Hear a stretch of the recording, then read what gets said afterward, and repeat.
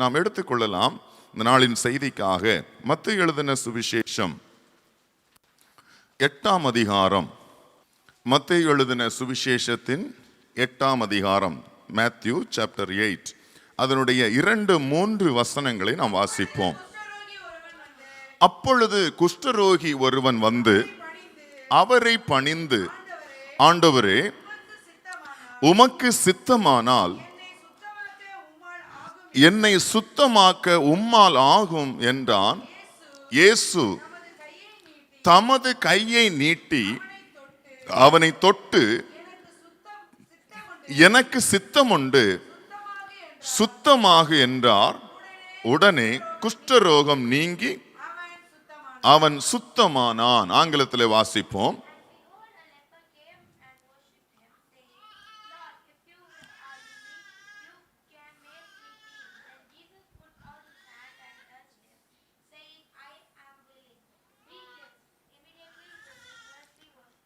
Amen. Praise the Lord. Hallelujah. சந்தோஷமா இருக்கிறீங்களா? ஆண்டவர் நம்மோடு கூட பேசுவாராக. உங்களுடைய வாழ்க்கையில கர்த்தர் ஒரு பெரிய நன்மைகளை தருவார் என்று நான் நம்புகிறேன். ஆமென். நீங்கள் எதிர்பார்க்கிற காரியங்களிலே கர்த்தர் நிச்சயமாக உங்களுடைய வாழ்க்கையில் அதிசயங்களையும் அற்புதங்களையும் செய்து கர்த்தர் பெரிய காரியங்களை செய்வார். விசுவாசிக்கிறீங்களா? விசுவாசத்தோடு தைரியத்தோடு இருங்க. ஆமென். ஆண்டவர் இந்த சம்பவத்தை, அதாவது மத்தேயு எழுதின சுவிசேஷத்திலே வாசித்த இந்த சம்பவத்திலே, மத்தேயு எழுதின சுவிசேஷத்தின்படி, இந்த சுவிசேஷ புஸ்தகத்தின்படி முதலாவதாக செய்த அற்புதமாக நாம் இங்கு வாசித்த இந்த ஆர்டர் படி நாம் இதை பார்க்கிறோம், இல்லையா? ஆனால் இயேசு கிறிஸ்து செய்த முதல் அற்புதம் என்று சொல்லி யோவான் எழுதும்போது, அப்போஸ்தலனாகிய யோவான் எழுதும்போது கானாவூர் கல்யாணத்தை குறித்து எழுதி வைத்திருக்கிறதையும் நாம் அறிந்திருக்கிறோம். இந்த அதிகாரத்தை நாம் வாசித்த போது முதலாவதாக 2ஆம் வசனத்தில் வாசிக்கும் போது, அப்பொழுது குஷ்டரோகி ஒருவன். அப்போ எப்பொழுது குஷ்டரோகி ஒருவன் என்று சொல்லி நம்ம கேட்கும் போது, ஆண்டவராய் இயேசு கிறிஸ்து மலை பிரசங்கத்தை ஏறெடுத்து முடித்து அவர் மலையை விட்டு இறங்கின உடனே, அந்த முதலாவது வசனத்தை வாசிங்க. அவர் மலையிலிருந்து இறங்கின போது திரளான ஜனங்கள் அவருக்கு பின் சென்றார்கள். இப்ப திரளான ஜனங்கள் இயேசு கிறிஸ்துவை தொடர்ந்து வந்து கொண்டிருந்த போது, அந்த திரள் கூட்டமான ஜனங்கள் மத்தியிலே ஒரு குஷ்டரோகி ஒருவன் என்ன செய்கிறார்? முதலாவதாக வந்து இயேசு கிறிஸ்துவை பணிந்து கொண்டான். நம்ம எல்லாருக்கும் தெரிந்திருக்கக்கூடிய சம்பவமாக இருந்தாலும் ஆண்டவர் இந்த சம்பவத்திலிருந்து, இந்த காரியத்திலிருந்து பேசுவதற்கு ஆலோசனை கொடுத்தபடியினால் இந்த செய்தியிலிருந்து, வசனத்திலிருந்து ஆண்டவர் நம்மோடு கூட பேசுவாராக. கர்த்தர் தம்முடைய சித்தத்தை நிறைவேற்றுவாராக. ஆமென். Praise the Lord. விசுவாசத்தோடு இந்த குஷ்டரோகி ஒருவன், திரளான கூட்டத்தார், திரளான ஜனங்கள் இயேசு கிறிஸ்துவை பின்பற்றி வந்து கொண்டிருந்த போது, இந்த குஷ்டரோகி செய்த சில காரியங்கள் இங்கு நாம் கவனிக்கப்பட வேண்டிய ஒரு காரியமாக இருக்கிறது. அன்று இஸ்ரவேலர்கள் மத்தியிலே, இல்லை என்றால் அன்று காணப்பட்ட இஸ்ரவேல் யூதர்கள் மத்தியிலே, ஒருவனுக்கு குஷ்டரோகம் வந்துவிட்டால் அவன் பாளையத்தை விட்டு புறம்பாக்கப்பட வேண்டும். அதாவது ஜனங்கள் கூட்டமாக, இல்லைன்னா ஜனங்கள் வாசம் பண்ணுகிற இடங்களில் அவர்கள் வந்து தங்குவதற்கோ பரிமாறுவதற்கோ அவர்களுக்கு எந்த விதமான அதிகாரமும் பிரமாணம் கொடுக்கவில்லை. Price the lord. இந்த குஷ்டம் ஒரு மனுஷனுக்கு வருகிறது என்று சொன்னால், முதலாவதாக நமக்கு, உங்களுக்கு தெரிந்திருக்கிறதுக்கு வாய்ப்பு இருக்கிறது, ஆனால் இந்த நாட்களில் நாம் அநேகமாக அதை பார்ப்பது இல்லை. இங்கே அதாவது இந்த இஸ்ரவேல்ல குஷ்டரோகம் ஒருவனுக்கு வரும்போது முதல் அறிகுறியாக சின்ன சின்ன பருக்கள் போல வரும். அவர் சரீரத்தில், தோல்ல ஒரு சில இடங்கள்ல பருக்கள் போல வந்து, அதுக்கு பிற்பாடு அந்த இடத்துல கலர் மாறி, நிறங்கள் மாறி, அதற்கு பிற்பாடு கண்ணெல்லாம் ஒரு மாதிரி குழியிலிருந்து கண்ணுடைய இமையினுடைய எல்லா மயிரும் போய் அந்த உருவம் என்ன செய்ய ஆரம்பிக்குமாம்? ஒவ்வொன்றாக மாறி மாறி மாறி இந்த சரீரத்தினுடைய ஒவ்வொரு அவயவங்களாக, குறிப்பாக கால்களுடைய விரல்கள், கைகளுடைய விரல்கள் எல்லாம் அது அழுகி அப்படியே என்ன ஒன்னொன்னாக விழ ஆரம்பிக்குமாம். அதுக்கு பிற்பாடு உள்ளாக இருக்கக்கூடிய ஆர்கன்ஸ் ஒவ்வொன்றாக, குறிப்பாக நமக்கு மெடிக்கல் டேர்ம்ல சொல்லும்போது மெட்டாபாலிசம் அப்படின்னு சொல்லுவாங்க, இல்லையா? இதை முதலாவது என்ன செய்ய பாதித்து ஒவ்வொரு ஆர்கனாக என்ன செய்ய ஆரம்பிக்குமா? செயலிழுக்க ஆரம்பித்து முடிவில் அந்த மனுஷன் மரித்து போவான் என்பது அங்கு இருக்கக்கூடிய ஒரு சரித்திர வரலாறு. Price the Lord. இதுல இந்த குஷ்டரோகம் ஒரு மனுஷனுக்கு உண்டாகிறது என்று சொன்னால், இப்படி குஷ்டரோகத்துக்கான அறிகுறி உண்டாகிறது என்று சொன்னால், லேவியராகம புஸ்தகம் 13ஆம் அதிகாரத்தின்படி ஒரு மனுஷனுக்கு குஷ்டம் காணப்பட்டால் அந்த மனுஷனை முதலாவது என்ன செய்வார்களாம்? அந்த முறையை நான் உங்களுக்கு வாசிக்க விரும்புகிறேன். வாசிப்போம். 13ஆம் அதிகாரம் லேவியராகம புஸ்தகம். வாசிங்க. முதல் வசனத்திலிருந்து வாசி.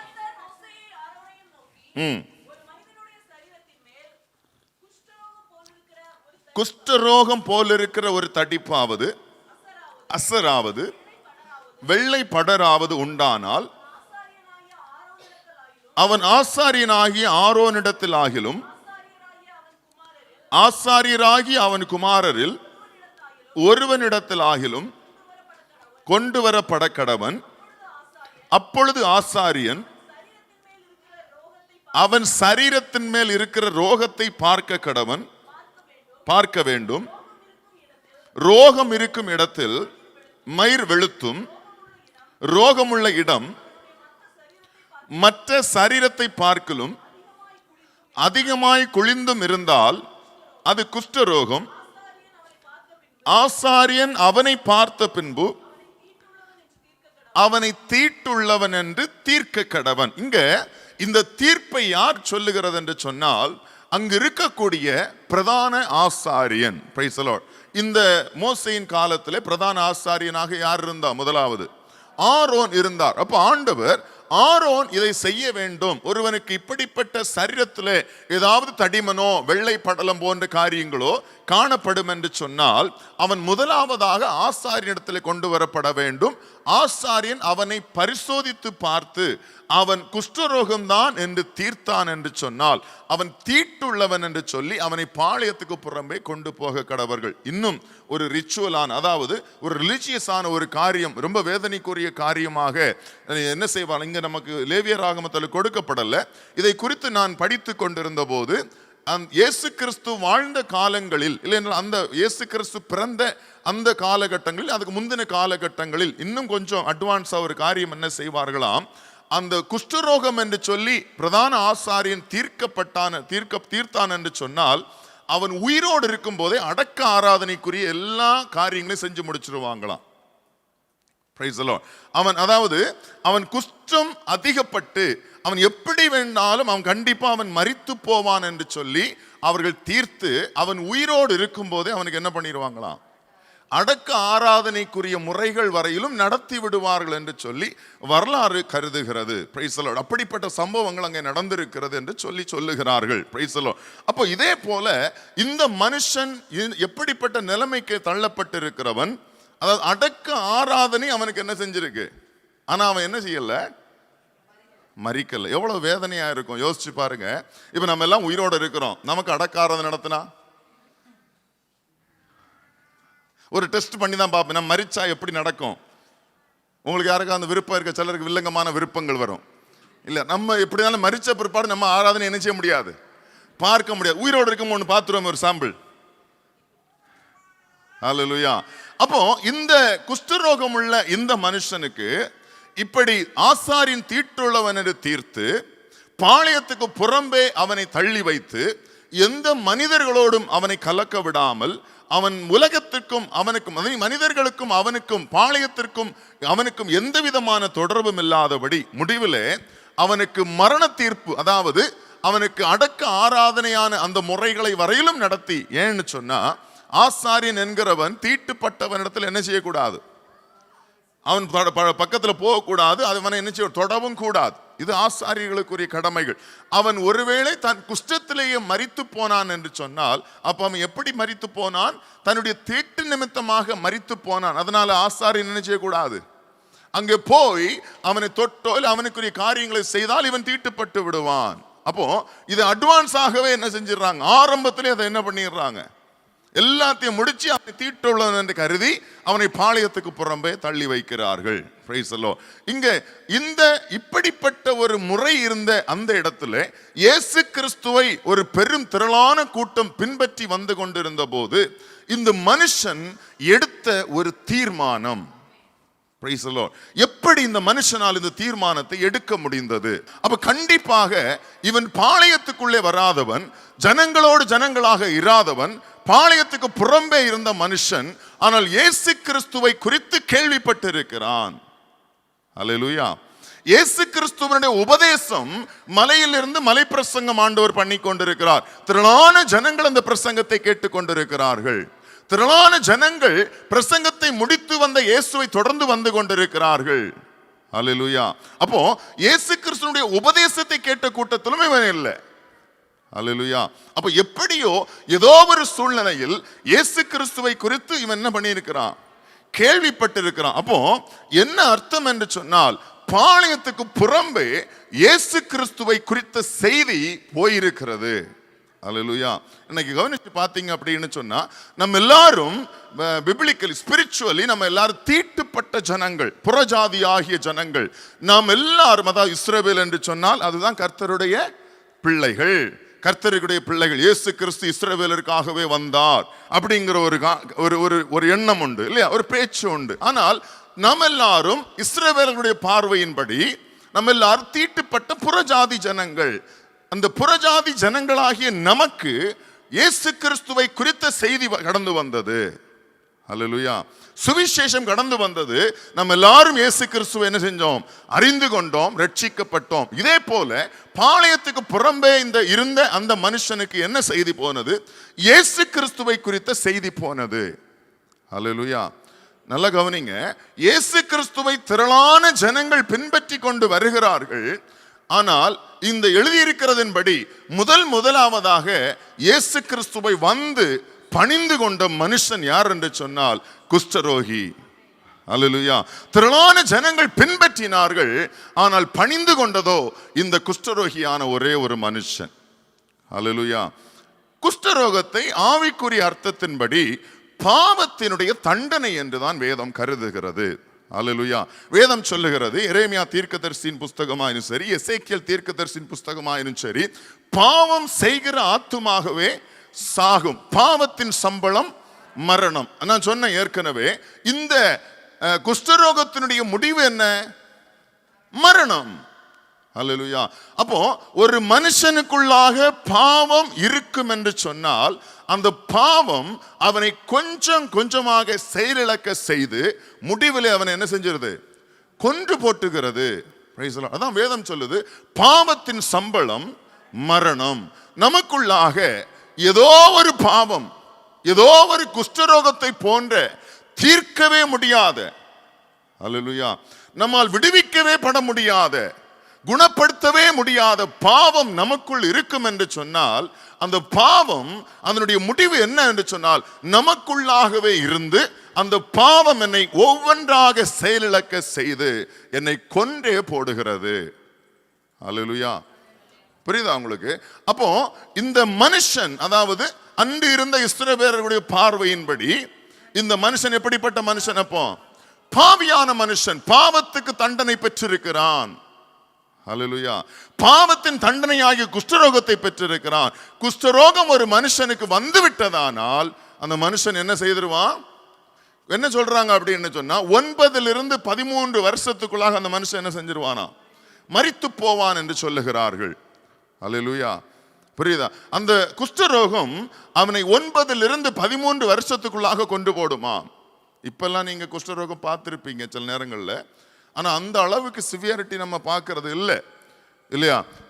இன்னைக்கு காலகட்டங்கள்ல அது நம்ம எங்கேயுமே அதிகமா பார்க்கறதுக்கும் இல்லை. ஒரு சில இடங்கள்ல தொழுநோயாளிகளுடைய மருத்துவமனைகள் இருக்கு, அங்க சில பேஷண்ட்ஸ் இருக்காங்க. ஆனா ரொம்ப காமனாக இன்னைக்கு நம்ம அதை என்ன செய்ய முடியறதில்ல, பார்க்க முடியறதில்ல. ஆனால் இஸ்ரவேல்ல பார்த்தீங்க அப்படின்னு சொன்னா அந்த ஏராளமான குஷ்டரோகிகள் இருந்தார்கள். இயேசு கிறிஸ்து ஊழியம் செய்த நாட்களில் கூட லூக்கா எழுதின சுவிசேஷம் 17வது அதிகாரத்தை நம்ம வாசிக்கும் போது, எருசலேமிலே சில குஷ்டரோகிகளை ஆண்டவர் கண்டார் என்று நம்ம வாசிக்க முடியும். வாசிங்க 17ஆம் அதிகாரம்.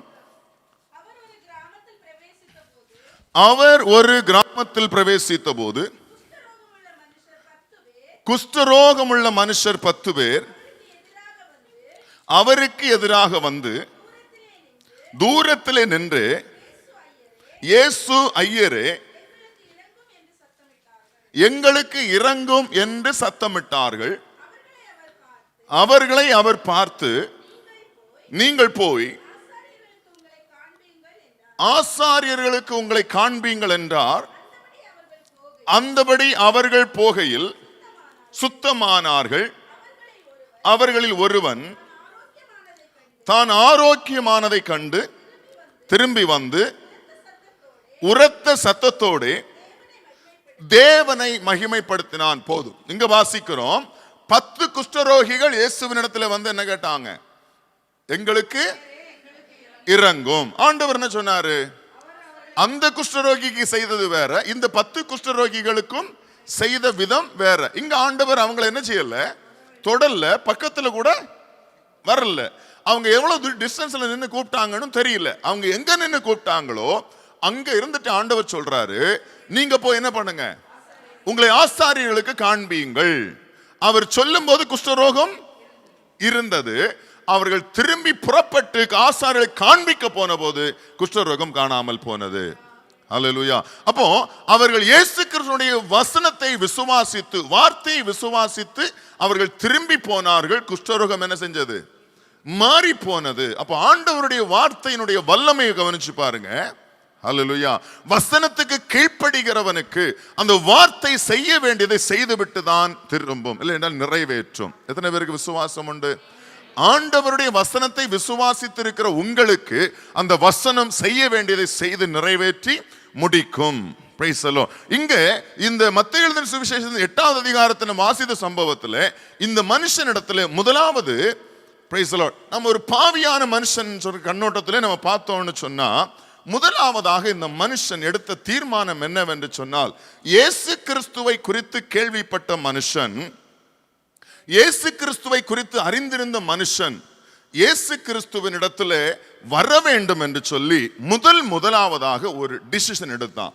இந்த டிசிஷன் மேக்கிங் இருக்கு பாருங்க, ரொம்ப முக்கியமானது. அல்லேலூயா. ஒரு தீர்மானம் எடுப்பது. நம்மில் அநேகர் எங்க குழம்பும் அப்படின்னு சொன்னா, ஒரு ஸ்ட்ராங்கான, ஒரு தீர்க்கமான ஒரு முடிவு எடுக்கிற இடத்துல குழம்பி போயிடுவோம். எடுக்கலாமா, எடுக்கக்கூடாதா, செய்யலாமா, செய்யக்கூடாது, என்ன ஆகும், எப்படி ஆகும், என்ன ஆயிருமோ, இப்படிப்பட்டதான குழப்பம் அநேகருடைய வாழ்க்கையில இருக்கிறதுனால தான் நம்ம அநேக நேரங்களில் தடுமாறி போகிறோம். இந்த மனுஷன் தீர்க்கமாக ஒரு முடிவெடுத்தான். அவன் முடிவெடுத்த சிச்சுவேஷன் கொஞ்சம் யோசிச்சு பாருங்க. இவன் எங்க வரக்கூடாது? பாளையத்திற்குள்ளே வரக்கூடாது, ஜனங்கள் இருக்கிற இடத்துல வரக்கூடாது, இல்லையா? அங்க ஜனங்கள் அண்டையில யாரும் என்ன செய்யக்கூடாது, யாரும் எல்லாரும் இருக்கிற இடத்துல வரக்கூடாது, சமுதாயத்துக்குள்ள வரக்கூடாது. ஆனாலும் எல்லா பிரமாணத்தையும் மீறி, ஆசாரியன் தீட்டு என்கிற காரியத்தையும் மீறி அவன் ஒரு முடிவெடுத்தான். அந்த முடிவு அவனுக்கு சுத்தத்தை கொண்டு வந்தது. அல்லேலூயா. சில நேரங்களில் நம்ம எடுக்கக்கூடிய முடிவு நமக்கு ஜெயத்தை கொண்டு வரும். ஆனால் எடுக்கிற முடிவு கர்த்தர் மேல் நம்பிக்கை உள்ளதா இருக்கணும், விசுவாசம் உள்ளதா இருக்கணும். Price the Lord. நான் ஒரு தீர்மானம் எடுக்கிறேன் என்று சொன்னால் யார் மேல விசுவாசம் வச்சு எடுக்கணும்? எனக்கு கான்பிடன்ட் இருக்குதுங்க, என்னால முடியும், எனக்கு படிப்பு இருக்கு, எனக்கு திறமை இருக்கு, என்னால செஞ்சிட முடியும் அப்படிங்கிற ஒரு கான்பிடன்ட் உலகத்தானுக்குரியது. நீங்க பாத்தீங்கன்னு சொன்னா, சில உலகத்தில் இருக்கக்கூடியவர்கள் சில ஒரு தீர்மானம் எடுப்பாங்க, போல்டா எடுப்பாங்க, நமக்கு ஆச்சரியமா இருக்கும். ஆனா சக்சீட் பண்ணவும் செய்வாங்க, இல்லைன்னு சொல்லிட முடியாது, இல்லையா? அவங்களுடைய திறமையினாலும் அவங்களுக்கு இருக்கக்கூடிய சில எஜுகேஷன், அந்த நாலேஜ்னால என்ன செஞ்சிருவாங்க, சக்சீட் பண்ணிடுவாங்க. ஆனால் ஆவிக்குரிய பிள்ளைகள் நம்ம எடுக்கக்கூடிய தீர்மானங்கள் எப்படிப்பட்டதா இருக்கணும்? கர்த்தர் மேல் வைக்கிற விசுவாசமா இருக்கணும். அல்லேலூயா. நம்ம முதலாவதா இயேசு கிறிஸ்துவை அறிந்த போது ஒரு தீர்மானம் எடுத்தீங்க இல்லையா? இயேசுதான் எங்கள் தெய்வம். அல்லேலூயா. நான் பாவத்தில் இருந்த போது இயேசு கிறிஸ்து என்னை சந்தித்தார், இயேசு குறித்து நான் கேள்விப்பட்டேன் என்று சொல்லி அன்னைக்கு ஒரு தீர்மானம் எடுத்தோம் இல்லையா? அதே போல ஒரு தீர்மானம் எடுத்தான். அது மனம் திரும்புதலுக்கு அடையாளம். அல்லேலூயா. அவன் மனம் திரும்ப, அதாவது பாவியாக இருந்த மனுஷன் ஒரு தீர்மானம், அதாவது ஒரே தீர்மானம், ஸ்ட்ராங்கான தீர்க்கமான ஒரு முடிவு. எந்த விதமான குழப்பமும் அவங்க இடத்துல அடையல. எந்த விதமான என்னென்ன நடக்கும், சமுதாயம் என்ன சொல்லும், ஜனங்கள் என்ன சொல்லுவாங்க, ஆசாரி என்ன சொல்லுவாங்க, எதை குறித்து அவன் யோசிக்கல. இயேசுவை மாத்திரம் கண்டு, இல்லைன்னா இயேசுவை மாத்திரம் விசுவாசித்து ஒரு தீர்மானம் எடுத்தான். அல்லேலூயா. இந்த காலை வேளையில் ஆண்டவர் உங்களுக்கு சொல்லுகிறார், ஏதாவது காரியங்கள்ல குழம்பி போய் இருக்கிறீங்கன்னு சொன்னா ஆண்டவர் மேல விசுவாசித்து, பிரைஸ் தி லார்ட். ஒரே தீர்மானம் எடுங்க. அந்த எடுக்கிற தீர்மானத்தில் என்ன செய்யக்கூடாது? குழம்ப கூடாது. எடுத்த பிற்பாடு என்ன செய்யக்கூடாது? குழம்ப கூடாது. எடுத்த பிற்பாடு என்ன செய்யக்கூடாது?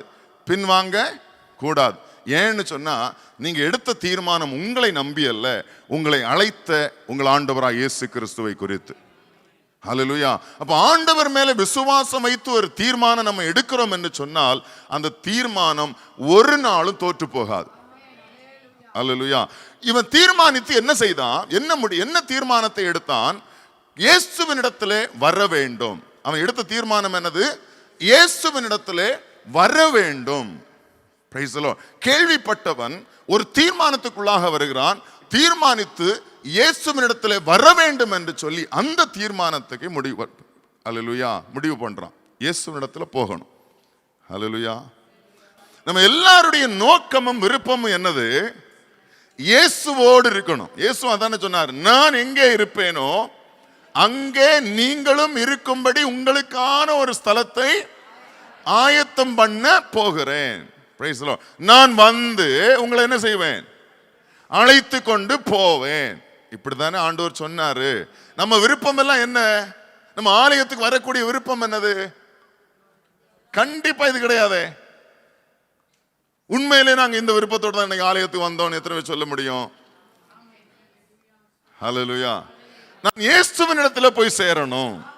எப்படினாலும் சரி, என்ன சூழ்நிலை என்னை சுற்றி இருந்தாலும் சரி, என்ன கஷ்டம் சமுதாயத்தில் இருந்தாலும் சரி, நான் இயேசுவை அறிந்திருக்கிறவன், நான் இயேசுவினுடைய நாமத்தை அறிந்து விசுவாசித்திருக்கிறவன், நான் இயேசுவின் இடத்துல போய் சேர வேண்டும் என்கிற விசுவாசத்தோடு நம்ம என்ன ஆலயத்துக்கு வந்திருக்கிறோமா?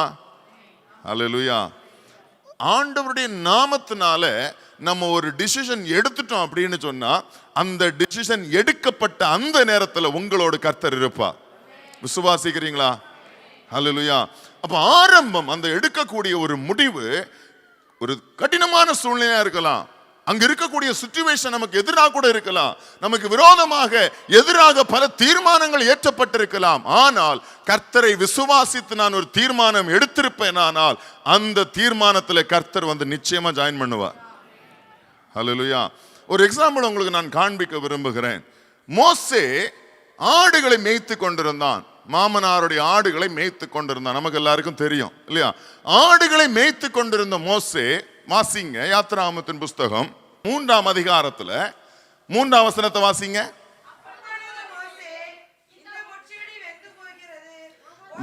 இந்த முட்செடி வெந்து போகாதிருக்கிறது என்ன? நான் கிட்ட போய் இந்த அற்புத காட்சியை பார்ப்பேன் என்றான். இந்த இடம் இருக்கு பாத்தீங்களா? நமக்கு படிக்கும் போது ரொம்ப சாதாரணமா இருக்கும். இப்ப மோசே வந்து ஆடுகளை மேய்த்து கொண்டிருக்கிற போது திடீர்னு ஒரு சம்பவம், ஒரு காட்சி அவர் காண்கிறார். இதுவரையிலும் அவர் கண்டிராத, அனுபவித்திராத ஒரு காட்சி அவர் காண்கிறார். காணும்போது அவர் ஒரு தீர்மானம் பண்றாரு பாருங்க. Price the lord. இந்த அற்புத காட்சியை நான் என்ன செய்வேன்? எங்க போய்? அதுதான் முக்கியம். எனக்கு தெரிகிற இடத்துல இருந்து அல்ல. Price the Lord. நான் எங்கோ ஒரு தூரத்தில் இருந்து பார்த்து கொண்டிருப்பது அல்ல, நான் கிட்ட போய் அது என்ன என்பதை பார்ப்பேன். அந்த டிசிஷன். ஹல்லேலூயா. போற போக்கில் ஏதோ ஒண்ணு வந்துட்டு போகுது, அப்படி எல்லாரும் பார்த்துட்டு போற மாதிரி போயிட்டு, அது அல்ல. ஹல்லேலூயா. எல்லாரும் இயேசுன்னு சொல்றாங்க, நமக்கும் தெரியும் இயேசு இருந்துட்டு போட்டு, அப்படி போறது அல்ல. நான் கிட்ட போய் பார்ப்பேன். Price the Lord. நான் பார்ப்பேன். அது அவ்வளவு தூரத்துல போய் எல்லாம் எதுக்குங்க பார்க்கணும்? அப்படி போறது அல்ல. மோசே ஒரு தீர்மானம் பண்ணினான். பற்றி எரிந்து கொண்டிருந்த அந்த முட்செடி என்ன செய்தது? வேகாமல் இருந்தது.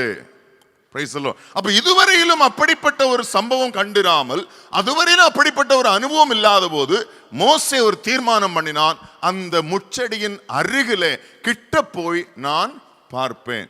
மோசே பார்ப்பேன் என்று தீர்மானித்ததை யார் கண்டா? வாசிங்க தொடர்ந்து. அவன் பார்க்கும்படி கிட்ட வருகிறதை கர்த்தர் கண்டார். அப்ப அந்த ஒரு டிசிஷன் அவன் எடுத்த போது, ஒரு தீர்மானம் எடுத்த போது, அது யாரு கண்டா? அதான் நான் சொன்னேன், இந்த மனுஷன் இயேசுவினிடத்திலே வர வேண்டும் என்று அவன் எப்ப தீர்மானித்தானோ, பிரைஸ் தி லார்ட், அப்பவே இயேசு அவன் என்ன பண்ணிட்டாரு? அதுதான் அல்லேலூயா. அப்ப நான் ஆண்டவர் மேல் விசுவாசம் வைத்து, இயேசு கிறிஸ்துவின் மேல், நாமத்தின் மேல் விசுவாசம் வைத்து ஒரு தீர்மானம் எடுப்பதை யாரும் காண்கிறா? அல்லேலூயா.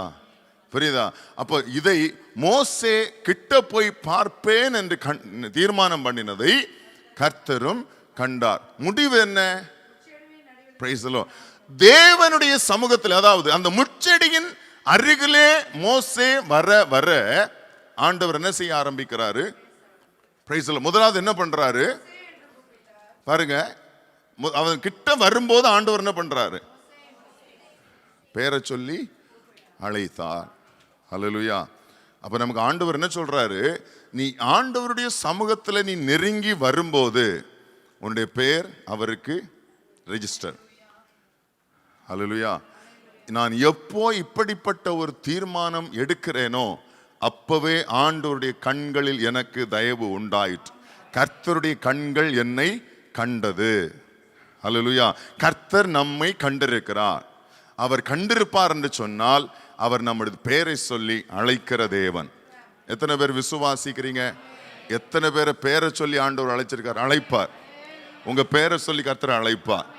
நீங்க ஒரு தீர்மானம் கர்த்தருக்குள்ளாக எடுப்பீங்கன்னு சொன்னா அந்த எடுக்கக்கூடிய தீர்மானத்துல எந்த விதமான குழப்பம் இல்லாமல், எந்த இடையூறுகள் இருந்தாலும், நான் எடுத்த தீர்மானம் கர்த்தருக்குள்ளாக, இதை கர்த்தர் நிச்சயமாக வாய்க்க பண்ணி தருவார் என்று நீங்க விசுவாசிப்பீங்கன்னு சொன்னா உங்களுக்காக கர்த்தர் யாவையும் செய்து முடிப்பார்.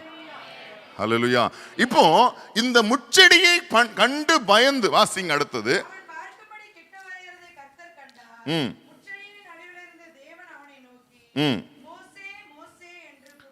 மோசே மோசே என்று கூப்பிட்டார். பேரை சொல்லி ஆண்டவர் அழைக்கிறாரு. நான் சொல்லிட்டு மட்டும் போறேன்.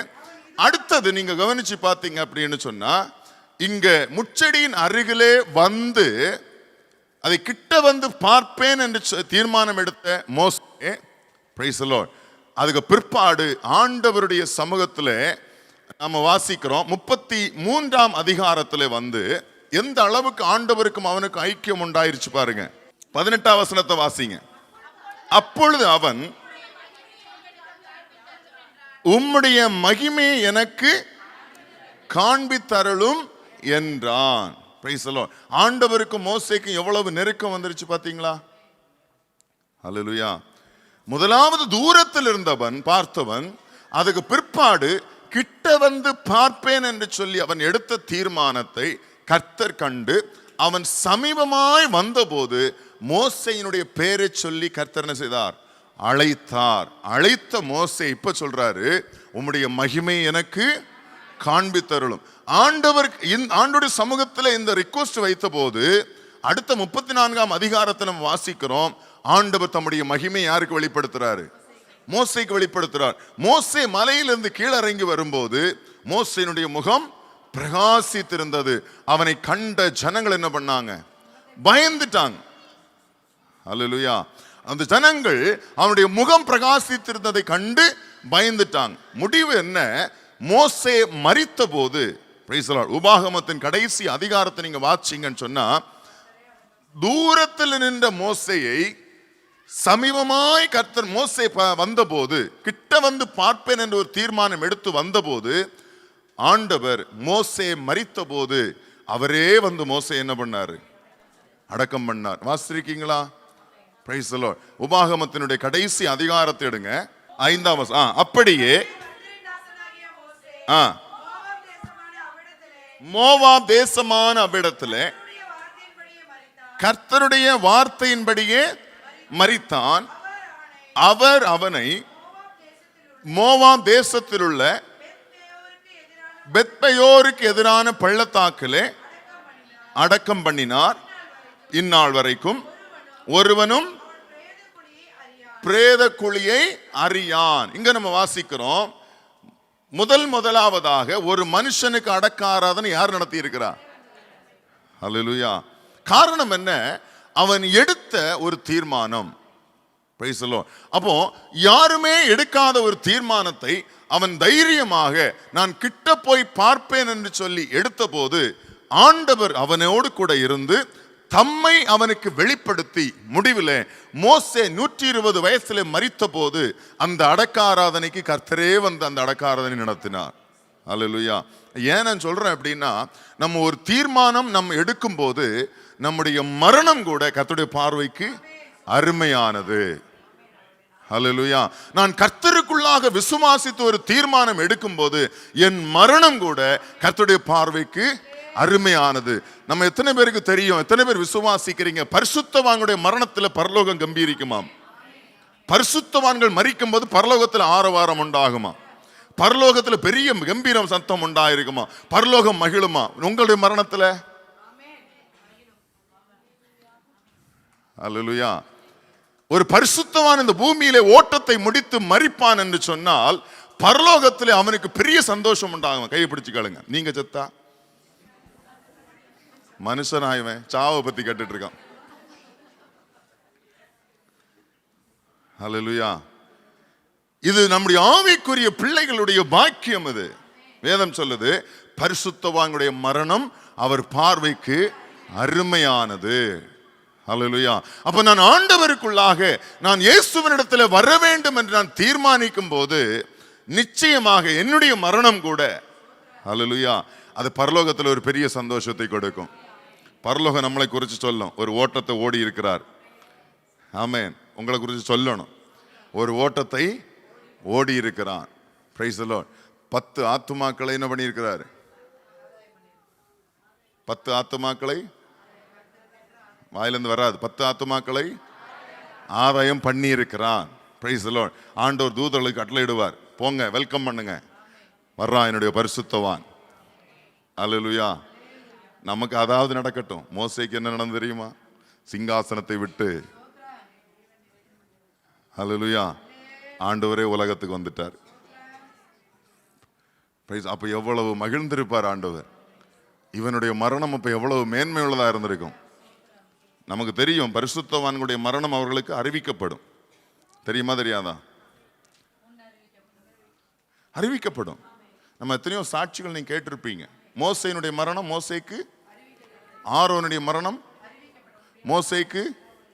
ஆரோனுடைய மரணம் யாருக்கு அறிவிக்கப்பட்டது? மோசேக்கு அறிவிக்கப்பட்டது. அவன் செத்து போயிடுவான், துணியெல்லாம் கலத்தி வேற போடுனார். அல்லேலூயா. புரியுதா உங்களுக்கு? மோசேயினுடைய மரணம் மோசேக்கு அறிவிக்கப்பட்டது. இந்த இடத்துல வரும்போது இதை பார்த்த உடனே ஒன்னு நான் என்ன பண்ணுவேன், அடக்கம் பண்றதுக்கு இறங்கி வருவேன், ரெடியாயிரு அப்படின்னார் ஆண்டவர். அல்லேலூயா. புரியுதா? இதே போல இயேசு கிறிஸ்துவின் மரணம் அறிவிக்கப்பட்டது. அவருடைய வேலை வந்தது என்று அவர் அறிந்து மரணத்துக்கு ஒப்பு கொடுத்தார். அல்லேலூயா. நமக்கு நம்ம மரணத்தை பத்தி தெரியாது, அப்படித்தானே? இப்ப தெரியக்கூடாது. ஆனால் இப்ப நம்ம தெரிஞ்சுன்னா நம்ம இப்ப பயந்து செத்து போயிடுவோம். ஆண்டவர் குறிக்கிற நாளுக்கு முன்னாடி நம்ம போய் சேர்ந்துருவோம். அல்லேலூயா. அதாவது உலகத்திலேயே மிக மோசமான டெரிபிள் எக்ஸ்பீரியன்ஸ் எதுன்னா, ஒரு மரணம் ஒருவனுக்கு தெரிகிறதா. ஒருத்தர் அதாவது தூக்கு தண்டனை குறிக்கப்பட்டிருப்பாங்க இல்லையா? தூக்கு தண்டனையே குறிக்கப்பட்டிருக்கிற போது அவனுக்கு ஒரு நாளும் நேரமும் குறிச்சிருப்பாங்க. அதாவது உலகத்திலே அதிக டெரிபிளான ஒரு ஒரு தனிப்பட்ட மனுஷனுடைய பிரச்சனை என்ன அப்படின்னா, எந்த பிரச்சனையும் அவன் ஃபேஸ் பண்ணுவான், ஆனால் மரணம் அவனுக்கு அறிவிக்கப்பட்டது. அவனால் அதை டாலரேட் பண்ண முடியாத அளவுக்கு ஒரு பெரிய பிரச்சனையா. ஆனால் அதே நேரம் நீங்கள் பரிசுத்தவான்களை கொஞ்சம் எடுத்து பாருங்க. அவங்களுடைய மரணம் அவங்களுக்கு அறிவிக்கப்பட்டாச்சுன்னு சொன்னால் அவங்களுக்கு அது என்ன செய்யாது, ஒன்றுமே அவங்கள பண்ணாது. Price the Lord. கர்த்தருக்குள்ளாக அந்த ஆத்துமாவும் ஆவியும் களிகூரும். Price the Lord. ஏன் அப்படின்னா, நான் கர்த்தருடைய இளைப்பாறுதலுக்குள்ளே பிரவேசிக்க போகிறேன். பவுல் அதான் சொன்னார், நல்ல போராட்டத்தை போராடினேன், தீமோத்தேயுக்கு சொல்லும்போது என்னுடைய தேகத்தை விட்டு பிரிகிற காலம் வந்ததென்று பவுல் அறிந்தார். Praise the lord. பேதுரு அறிந்தார், தன்னுடைய தேகத்தை விட்டு பிரிகிற காலம் வந்ததென்று அறிந்தார். அப்போஸ்தலனாகிய யோவான் அறிந்தார், தன்னுடைய தேகத்தை விட்டு பிரிக்கக்கூடிய காலம் வந்தது.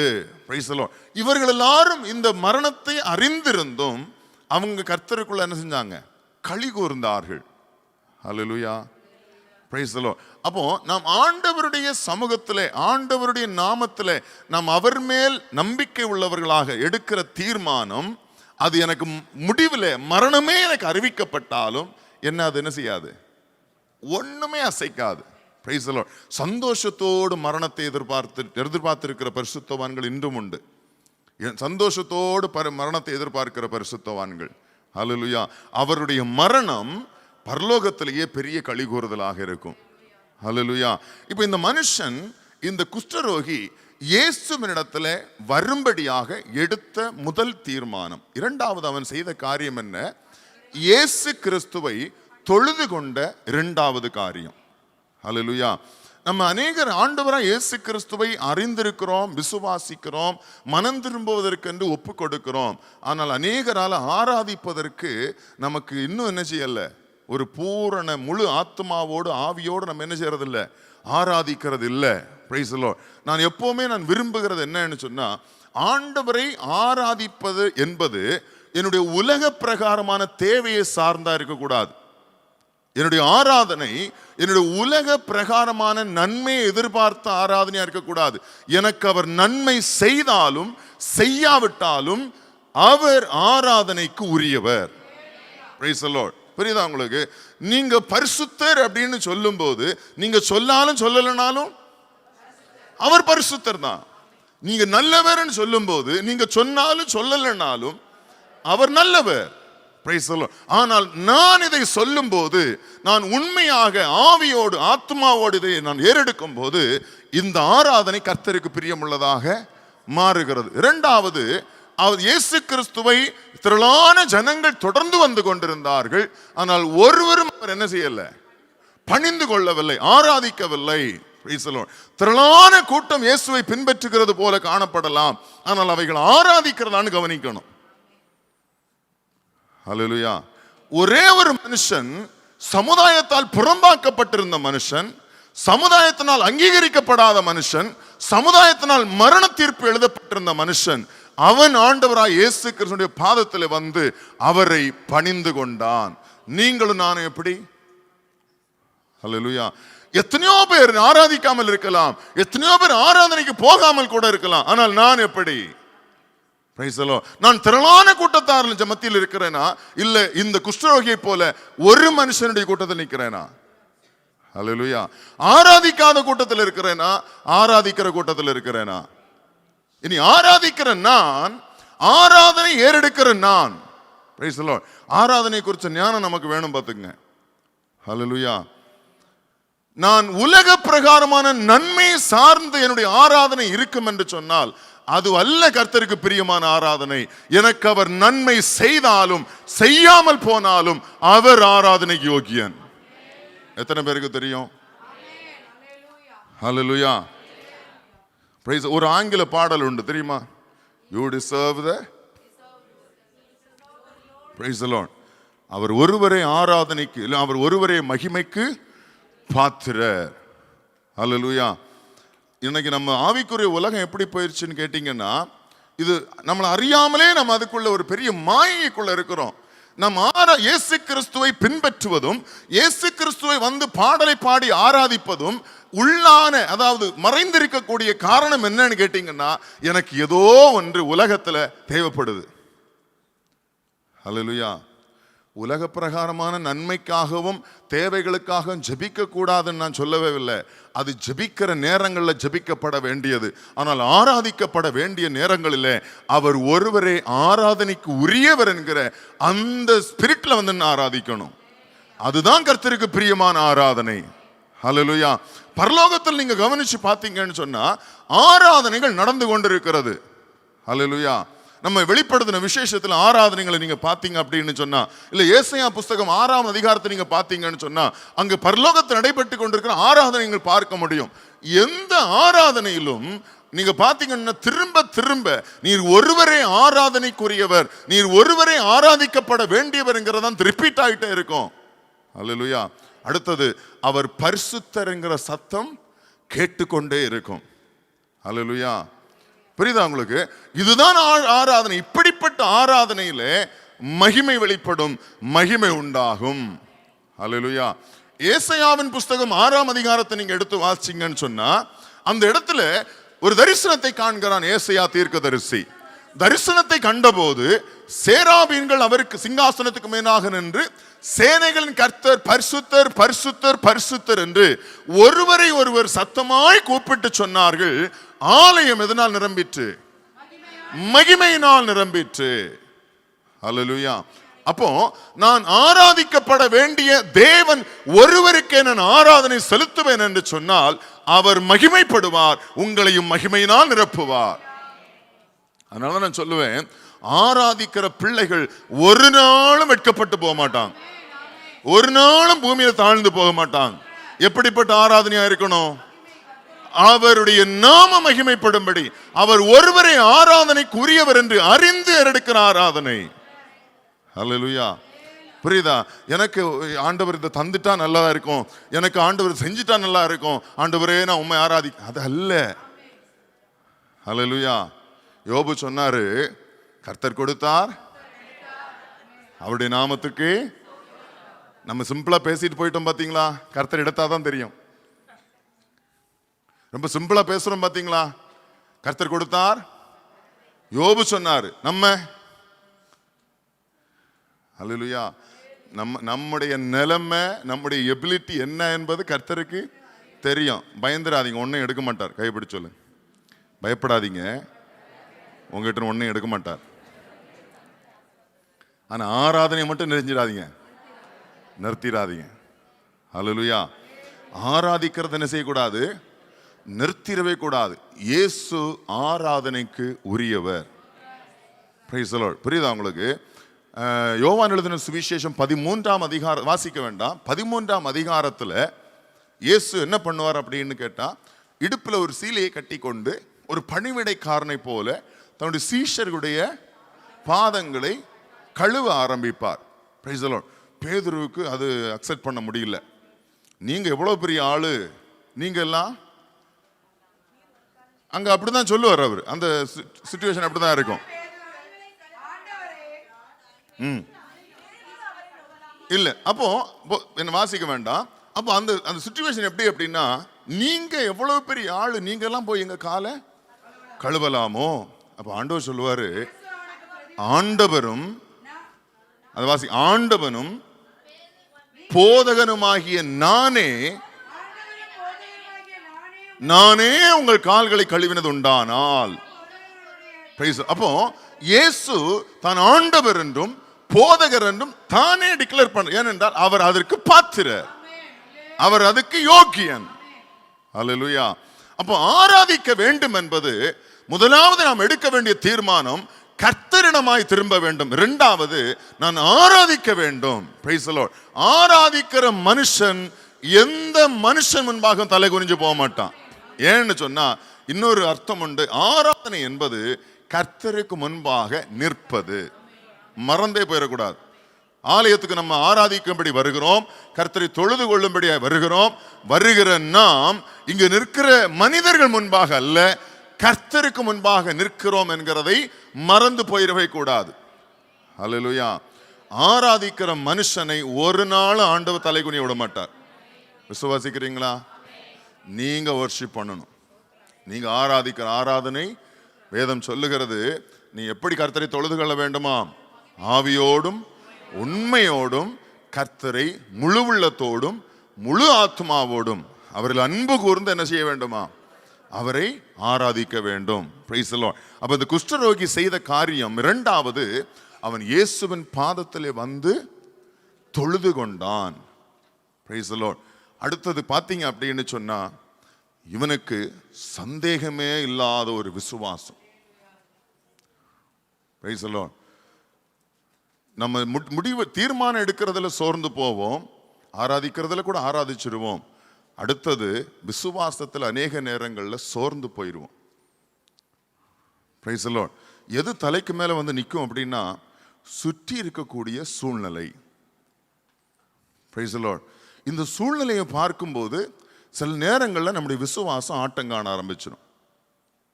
எல்லாமே எதிராக இருக்கிறது போல இருக்கும், நமக்கு ஒரு ஹோப்பும் இல்லாதது போல இருக்கும், சுற்றி இருக்கிற அத்தனை பேரும் எதிராக இருக்கிறது போல இருக்கும். இந்த நேரத்தில் என்னுடைய விசுவாசம் எப்படி இருக்குங்கிறதா முக்கியம். இந்த மனுஷனுடைய சிச்சுவேஷன் யோசிச்சு பாருங்க. நமக்கு இது சம்பவமா கதையா படிக்கிறப்போ அந்த மனுஷனுடைய பர்சனல் எக்ஸ்பீரியன்ஸ், ரியல் எக்ஸ்பீரியன்ஸ் நமக்கு தெரியாது இல்லையா? நிச்சயமா நம்மளால அந்த அந்த அனுபவம் நமக்கு இல்லை. ஆனா அவர் இருந்த சூழ்நிலையை கொஞ்சம் யோசிச்சு பாருங்க. சமுதாயத்தினால் அவர் என்ன செய்யக்கூடாது? புறக்கணிக்கப்பட்டு அங்கீகரிக்கப்படாத ஒரு தீட்டுள்ள மனுஷன் என்று தள்ளப்பட்ட மனுஷன். அப்ப ஆராதிப்பதற்கு அவன் என்ன செய்யக்கூடாது? வரக்கூடாது. Price the Lord. இயேசு கிறிஸ்துவை என்ன செய்யக்கூடாது? தொடக்கூடாது. ஏன்னு சொன்னா அவர் யாரு? போதகர், ஆசாரியன் இல்லையா? அந்த போதக வஸ்திரத்தை தரித்து கொண்டு அவர் எல்லா இடம் உபதேசம் பண்ணிட்டு இருக்கிறார். சமுதாயமே சொல்லுது நீ போதகர், நீ ரபி. அப்ப ரபிமார்களை என்ன செய்யக்கூடாது? தொடக்கூடாது. இப்படிப்பட்ட எல்லா விதமான முடிவில் இவருக்கு நல்லாவே தெரியும் இவர் செத்து போயிடுவார்னு இல்லையா? அவர் மேல் இருந்த குஷ்டம் அவரை கொன்று போடும் என்று அந்த மனுஷனுக்கு நல்லாவே தெரியும். ஆனாலும் அதான் யோபு சொன்னாரு, அவர் என்னை கொன்று போட்டாலும் அவர் மேல் நம்பிக்கையாயிருப்பேன். அல்லேலூயா. அவர்தான் உயிர்ப்பிக்கிறார், அவர்தான் கொல்லுகிறவர். அவர் அப்படி என்னை கொன்று போட்டாலும் அவர் மேல் நம்பிக்கையாயிருப்பேன். எத்தனை பேருடைய விசுவாசம் இப்படிப்பட்ட விசுவாசம்? அல்லேலூயா. என்னுடைய சிச்சுவேஷன் தலைகளா நிக்கலாம், சிச்சுவேஷன் ஒரு வழியும் இல்லாததா இருக்கலாம். நம்மளால அப்ப சொல்ல முடியும், அவர் என்னை கொன்றே போட்டாலும் நான் அவர் மேல் நம்பிக்கையாயிருப்பேன். அல்லேலூயா. நமக்கு அழகா பாடணும் போனவர், பாதையெல்லாம் அந்தகாரம் சூழ்ந்தாலும் வாழ்வு என்றாலும்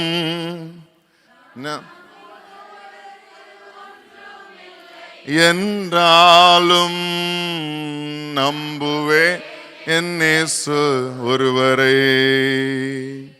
நான் நம்புவதற்கு ஒன்றுமில்லை என்றாலும் நம்புவே என் இயேசு ஒருவரை. இப்ப எவ்வளவு அழகா கோரஸா பாடினீங்க, அழகா பாடினீங்க இல்லையா? Price the Lord. உங்களால் நம்ப முடியுமா? உங்களால விசுவாசிக்க முடியுமா? Price the Lord. எல்லாம் நல்லா இருக்கும்போது விசுவாசிக்கிற விசுவாசம் அல்ல, எல்லாமே ஸ்மூத்தா போயிட்டு இருக்கிற போது விசுவாசிக்கிற விசுவாசம் அல்ல. என் சிச்சுவேஷன் எல்லாம் நல்லா அழகா போயிட்டு இருக்கிறப்போ ஆண்டவர் நான் விசுவாசிக்கிறேன் அப்படி சொல்லுவதல்ல.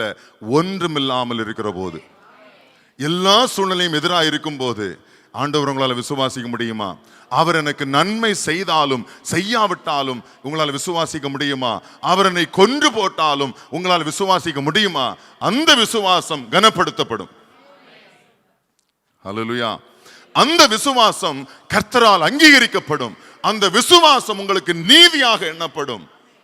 நிச்சயமா கர்த்தர் செய்வார். இப்ப இந்த மனுஷனுடைய விசுவாசம் அப்படிப்பட்ட விசுவாசமா தான் இருந்தது. அல்லேலூயா. இவர் செய்வாரோ செய்ய மாட்டாரோ, நான் செய்யலாமோ செய்யக்கூடாதோ, தொடலாமோ தொடக்கூடாதோ எனக்கு தெரியல, ஆனால் இயேசுவை நான் விசுவாசிக்கிறேன். அல்லேலூயா. ஆண்டவர் மேல் எனக்கு விசுவாசம் உண்டு.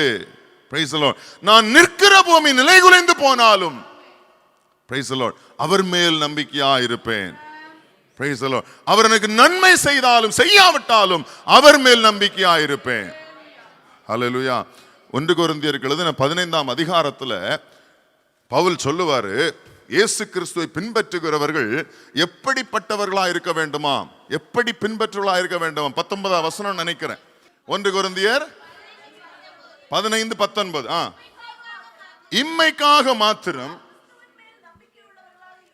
நாம் கிறிஸ்துவின் மேல் நம்பிக்கை உள்ளவர்களா இருந்தால் எல்லா மனுஷரை பார்க்கலும் பரிதபிக்கப்படத்தக்கவர்களாயிருப்போம். அல்லேலூயா. இம்மைக்காக மாத்திரம், இன்னைக்கு ஆவிக்குரிய உலகம் இம்மைக்காக மாத்திரம் இயேசுவை பின்பற்றி கொண்டே போகுது. அல்லேலூயா. இன்னைக்கு அதிக மெசேஜ்களும் செய்திகளும் இம்மைக்காகவே செய்தி ஓடிட்டு இருக்கு. அல்லேலூயா. Price the Lord. இம்மைக்கான செய்திகள் தான் எல்லா பக்கமும் சுத்திட்டு இருக்கு. நல்ல செய்தி போல ஒரு மாயை தோற்றம் அளித்தாலும் அதனுடைய உள்ளாக நீங்க கொஞ்சம் கவனிச்சு பார்த்தீங்கன்னு சொன்னா உங்களை அந்த இம்மைக்குரியதிலேயே நடத்திட்டு போயிட்டு இருக்காங்க ஏராளமான பிரீச்சர்ஸ். அல்லேலூயா. இதை நான் கண்டதுனால சொல்றேன், ஒரு பிரீச்சிங்க நான் பார்க்கறது கிடையாது. நல்ல செய்தி அப்படின்னு நம்ம கவனிச்சு பார்க்கும்போது கொஞ்சம் கூர்ந்து கவனித்து உள்ளே போனோமானால் அங்க இம்மைக்குரிய செய்தி தான் இருக்கே ஒழிய அவன் ஆவிக்குரியவனாவதற்கும் அவன் பாவத்தை விட்டு விலகுவதற்கும் நீதியை கிரியைகளை செய்வதற்கும் நியாய தீர்ப்பு ஒன்று உண்டு என்பதை அறிவிக்காதபடிக்கு இந்த செய்திகள் எல்லாம் மாய்மாலம் பண்ணி கொண்டிருக்கிற நாட்கள். ஹல்லேலூயா. இப்படிதான் செய்தி ஓடிட்டு இருக்கு. நிறைய செய்தி. நீங்க நினைக்கிறக்கூடிய பெரிய பெரிய பிரீச்சர்ஸ், பெரிய பெரிய பாஸ்டர்ஸ், உலகத்தால் அதிக கனம் கொடுக்கப்படுகிற பாஸ்டர்ஸ், நல்லது, கர்த்தருடைய ஊழியக்காரன் கனம் பண்ணப்படுவான், சந்தேகமே கிடையாது. அது கர்த்தருக்குரிய கனம், கர்த்தர் கொடுக்கிற கனம். ஆனால் அவருடைய செய்தி வரையில் நீங்க கொஞ்சம் கவனிச்சு பார்த்தீங்கன்னு சொன்னா, ஹல்லேலூயா, நமக்கும் கேட்கும் போது எப்படி தெரியுமா இருக்கும்? தாலாட்டு பாடினது போல இருக்கும். Price the Lord. எவ்வளவு ஆறுதலா பேசுறாரு, எவ்வளவு இன்பமா இருக்கு. ஹல்லேலூயா. ஆனா இந்த செய்திகள் ஒன்றும் மறுமையில் உங்களை கொண்டு போய் சேர்க்காது. நீங்க இங்க இருக்கிற வரைக்கும், நீங்க கேட்கிற வரையிலும் அது உங்கள் காதுகளுக்கு இன்பமா இருக்கும். Price the Lord. கேட்கும் போது ரொம்ப இனிமையா இருக்கும். இதுல என்ன தப்பு கேட்கலாம்? கேட்கறது தப்பு இல்ல, என்ன தப்பு? Price the Lord. எங்களுக்கு நல்ல பீஸ்ஃபுல்லா நல்ல இன்பமா இருக்கே, பட் முடிவு என்ன தெரியுமா? உங்களை மர்மையில கொண்டு போய் சேர்க்காது. ஹல்லேலூயா. வேதம் சொல்லுகிறது, வேதம் சொன்ன இயேசு சொன்னார், பிரைஸ் தி லார்ட், பரிசுத்த ஆவியானவர் பிரசங்கிப்பாரானால், பரிசுத்த ஆவியானவர் இந்த பூமியிலே வந்து பிரசங்கிப்பாரானால், பிரைஸ் தி லார்ட், பரிசுத்த ஆவியினுடைய செய்தி உங்களுக்கு கேட்க வேண்டுமானால் முதலாவதாக பரிசுத்த ஆவியானவர் பேசுகிறது பாவத்தை குறித்து. Price the Lord. அதுதான் ஆவியானுடைய மெசேஜ். Price the Lord. ஆவியானவருடைய செய்தி கேட்க வேண்டுமானால் அவர் உலகத்தை பாவத்தை குறித்து கண்டித்து உணர்த்துவார். Praise the lord. ஆண்டவர் சுகமளிக்கிறவராகவும் அற்புதங்களை செய்கிறவராகவும் சுற்றி நடந்தார். ஆனால் எல்லாவற்றுக்கும் மேலாக உபதேசம் பண்ணி கொண்டிருந்தார். உபதேசம் அவருடையதாயிராமல் பிதாவினுடைய உபதேசமாயிருந்தது. என் பிதாவின ஒன்றையும் அல்லாமல் வேறு ஒன்றை நான் பிரசங்கிக்கவே இல்லை என்று ஆண்டவர் சொன்னார். ஹல்லேலூயா. பிதாவானவர் உலகத்தை பாவத்தை கண்டித்து உணர்த்தின பிரசங்கம் உண்டாயிருந்தது. ஹல்லேலூயா. நமக்கு அதுக்கு எப்படிப்பட்ட செய்தி வேணும்? நமக்கு 1000 பேர் வர்றாங்க, 1000 பேரும் கம்ஃபர்டபிளா இருக்கான். ஹல்லேலூயா. பரிசுத்த ஆவியினாலே சபைகள் ஆறுதல் பெற்று பெருகிற்று. ஆதி சபையில பெருகிற்று. பரிசுத்த ஆவியினாலே சபைகளுக்கு ஆறுதலும் சமாதானமும் உண்டு. அதே சபைக்குள்ளே கர்த்தரை குறித்த பயம் உண்டாயிருந்தது. ஹல்லேலூயா. தெரியுமா உங்களுக்கு? அப்போஸ்தலர் நடபடிகளை வாசிச்சிருக்கீங்களா? Price the Lord. சபைகள் கர்த்தருடைய வசனத்தில் பெருகிற்று, பக்தி விருத்திக்கு ஏதுவாய் பெருகிற்று, கர்த்தருக்கு பயப்படுகிற பயத்தில் பெருகிற்று, பரிசுத்த ஆவியினுடைய ஆறுதல் பெற்று பெருகிற்று. அதே நேரத்தில் சபைக்குள்ளே கர்த்தரை குறித்த பயமும் உண்டாயிருந்தது. ஹல்லேலூயா. பரிசுத்த ஆவியானவர் பேசின பிரசங்கங்கள் ஜனங்கள் மனம் திரும்பினார்கள். ஜனங்களுடைய இருதயங்கள் குத்தப்பட்டது. ஹல்லேலூயா. சொல்றது புரியுதா?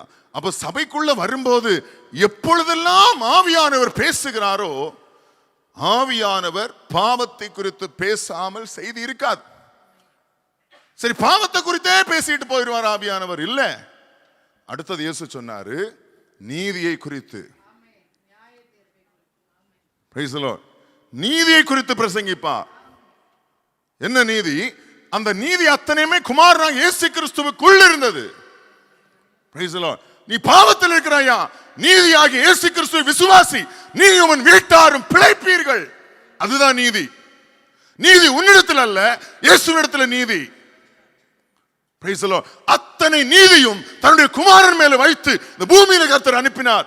நீ பாவத்தில் இருக்கிற, நீ பிழைக்க வேண்டுமானால் நீதி ஆகிய நீதிபரராகிய இயேசுவை விசுவாசி, பிழைத்துக் கொள்ளுவார். இல்ல செத்த. அதான் நியாய தீர்ப்பை குறித்த பிரசங்கம். ஹல்லேலூயா. மூன்றே செய்தி தான். பாவம் செய்துட்டு இருக்கிறோம், மனம் திரும்புங்க. எப்படி மனம் திரும்பணும்? எப்படி விடுதலையாக்கப்படணும்?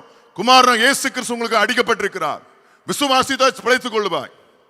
வேண்டாம்னு சொன்னா செத்து போயிடுவேன். இவ்வளவுதான் செய்தி. ஹல்லேலூயா. ஆனா இன்னைக்குரிய செய்திகள் இம்மைக்குரியதாகவே இருக்கிறது. காதுக்கு இனிமையான வாக்குத்தத்த செய்தி வேணுமா? நிச்சயமாகவே நான் உன்னை ஆசீர்வதிக்கவே, ஆசீர்வதித்து பெருகவே பெருக பண்ணுவேன். நீ ஆசீர்வாதமாயிருப்பாய். நீ ஆசீர்வதிக்கிறவர்களை அப்படின்னு ஆபிரகாமுக்கு ஆண்டவர் சொன்னார். என்ன சொன்னார் தெரியுமா? உன் வீட்டையும் நீ வணங்கிக் கொண்டிருந்த ஆராதனை, விக்கிரக ஆராதனையும் உன் தேசத்தையும் விட்டுவிட்டு நான் உனக்கு காண்பிக்கும் தேசத்துக்கு வா. அப்பொழுது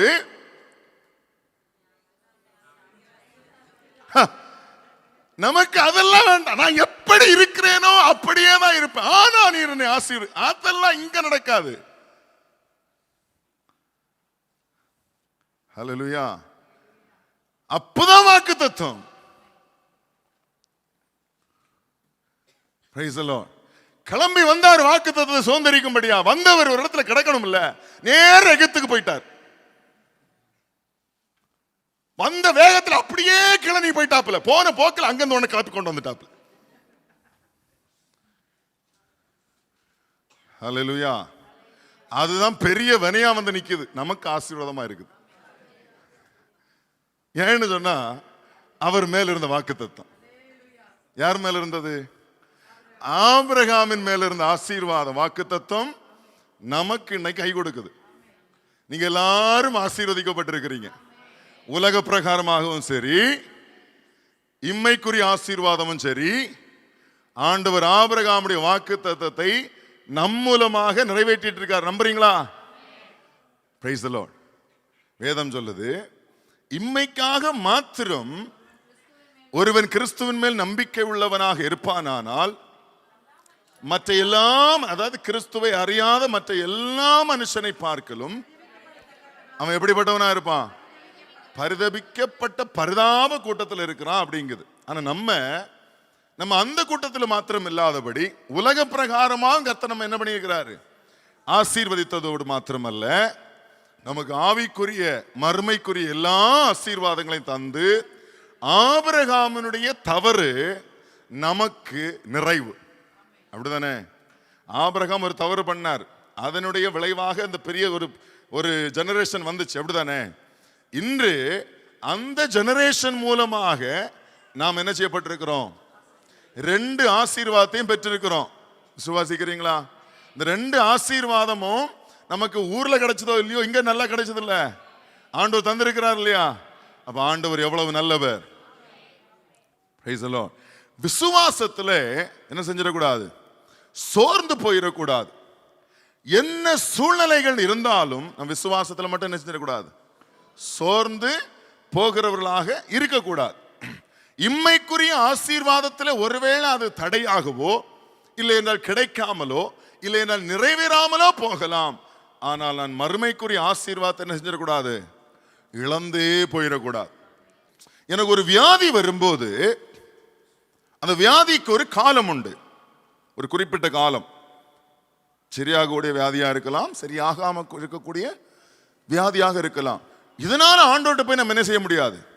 வழக்காடக்கூடாது. ஆண்டவர் எனக்கு அழியாத இந்த ஆத்துமாவுக்கு ஒரு நித்திய ஜீவனை வைத்திருக்கிறார். இந்த மேன்மை இந்த காலத்துக்குரிய ஒரு குறிப்பிட்ட 40-50 வருஷ காலத்துக்குரிய இந்த பலவீனத்து நிமித்தமா அதை என்ன செய்யக்கூடாது?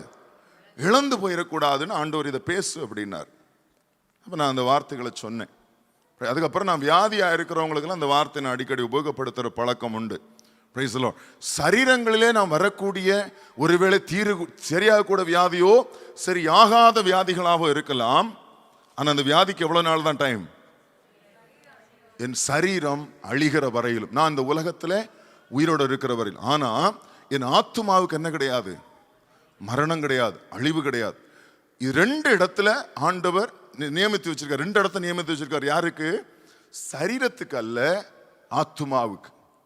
Price the lord. இந்த ஆத்துமா, நம்ம கடந்த வாரம் சகோதரன் சொன்னாரு, ஆவி யார் இடத்துல போகும்? அனுப்பின தேவனிடத்துல போகும். ஆத்துமா என்ன செய்யும் அப்படின்னா, இளைப்பாறுதலுக்குள்ளே பிரவேசிக்கணும். இந்த இளைப்பாறுதல் என்பது 2 இடத்தை குறிக்கிறது. ஒன்று நரகம், இன்னொன்று நித்திய ஜீவன், பரலோகம். புரியுதா? நம்ம எல்லாரும் என்ன உலக பிரகாரமான வியாதிகள் இருந்தாலும் அது அழிந்து போகும். அழியாத ஆத்துமா அழிந்து போகாதபடி, இல்லை நரகத்திலே போய்விடாதபடி காக்க வேண்டியதுல கவனமா இருக்கணும். அதுதான் நமக்கு முக்கியம். Price the Lord. வியாதிகள், இக்காலத்தில் வரக்கூடிய பாடுகள், வியாதிகள், சோர்வுகள் கொஞ்ச காலம் இருந்து மாறி போயிடும். ஆனால் அழியாத ஆத்துமா ஒரு நாள் என்ன செஞ்சிடக்கூடாது? Praise the lord. நித்திய ஆக்கினை தீர்ப்பு அடைஞ்சிடக்கூடாது. அதுல கவனம் உள்ளவர்களா இருங்க. இந்த அழிந்து போகக்கூடிய இந்த வியாதி நிமித்தமாக அழியாத ஆத்துமாவை இழந்து விடாதீங்க அப்படின்னு சொல்லி அன்னைக்கு நான் உங்களுக்கு சொன்னேன். Price the lord. ஆண்டவர் எனக்கு கொடுத்த ஒரு ஷார்ட் மெசேஜ் அது. அது எனக்குமே அது நல்ல மெசேஜாக இருந்தது. Price the Lord. இம்மை நிமித்தமாக, இம்மைக்கான சில காரியங்கள் நிமித்தமாக, இம்மைக்காக வரக்கூடிய சில பாடுகள் நிமித்தமாக, இம்மைக்காய் வரக்கூடிய சில பலவீனங்கள் நிமித்தமாக நம்ம எதை இழந்துடக்கூடாது?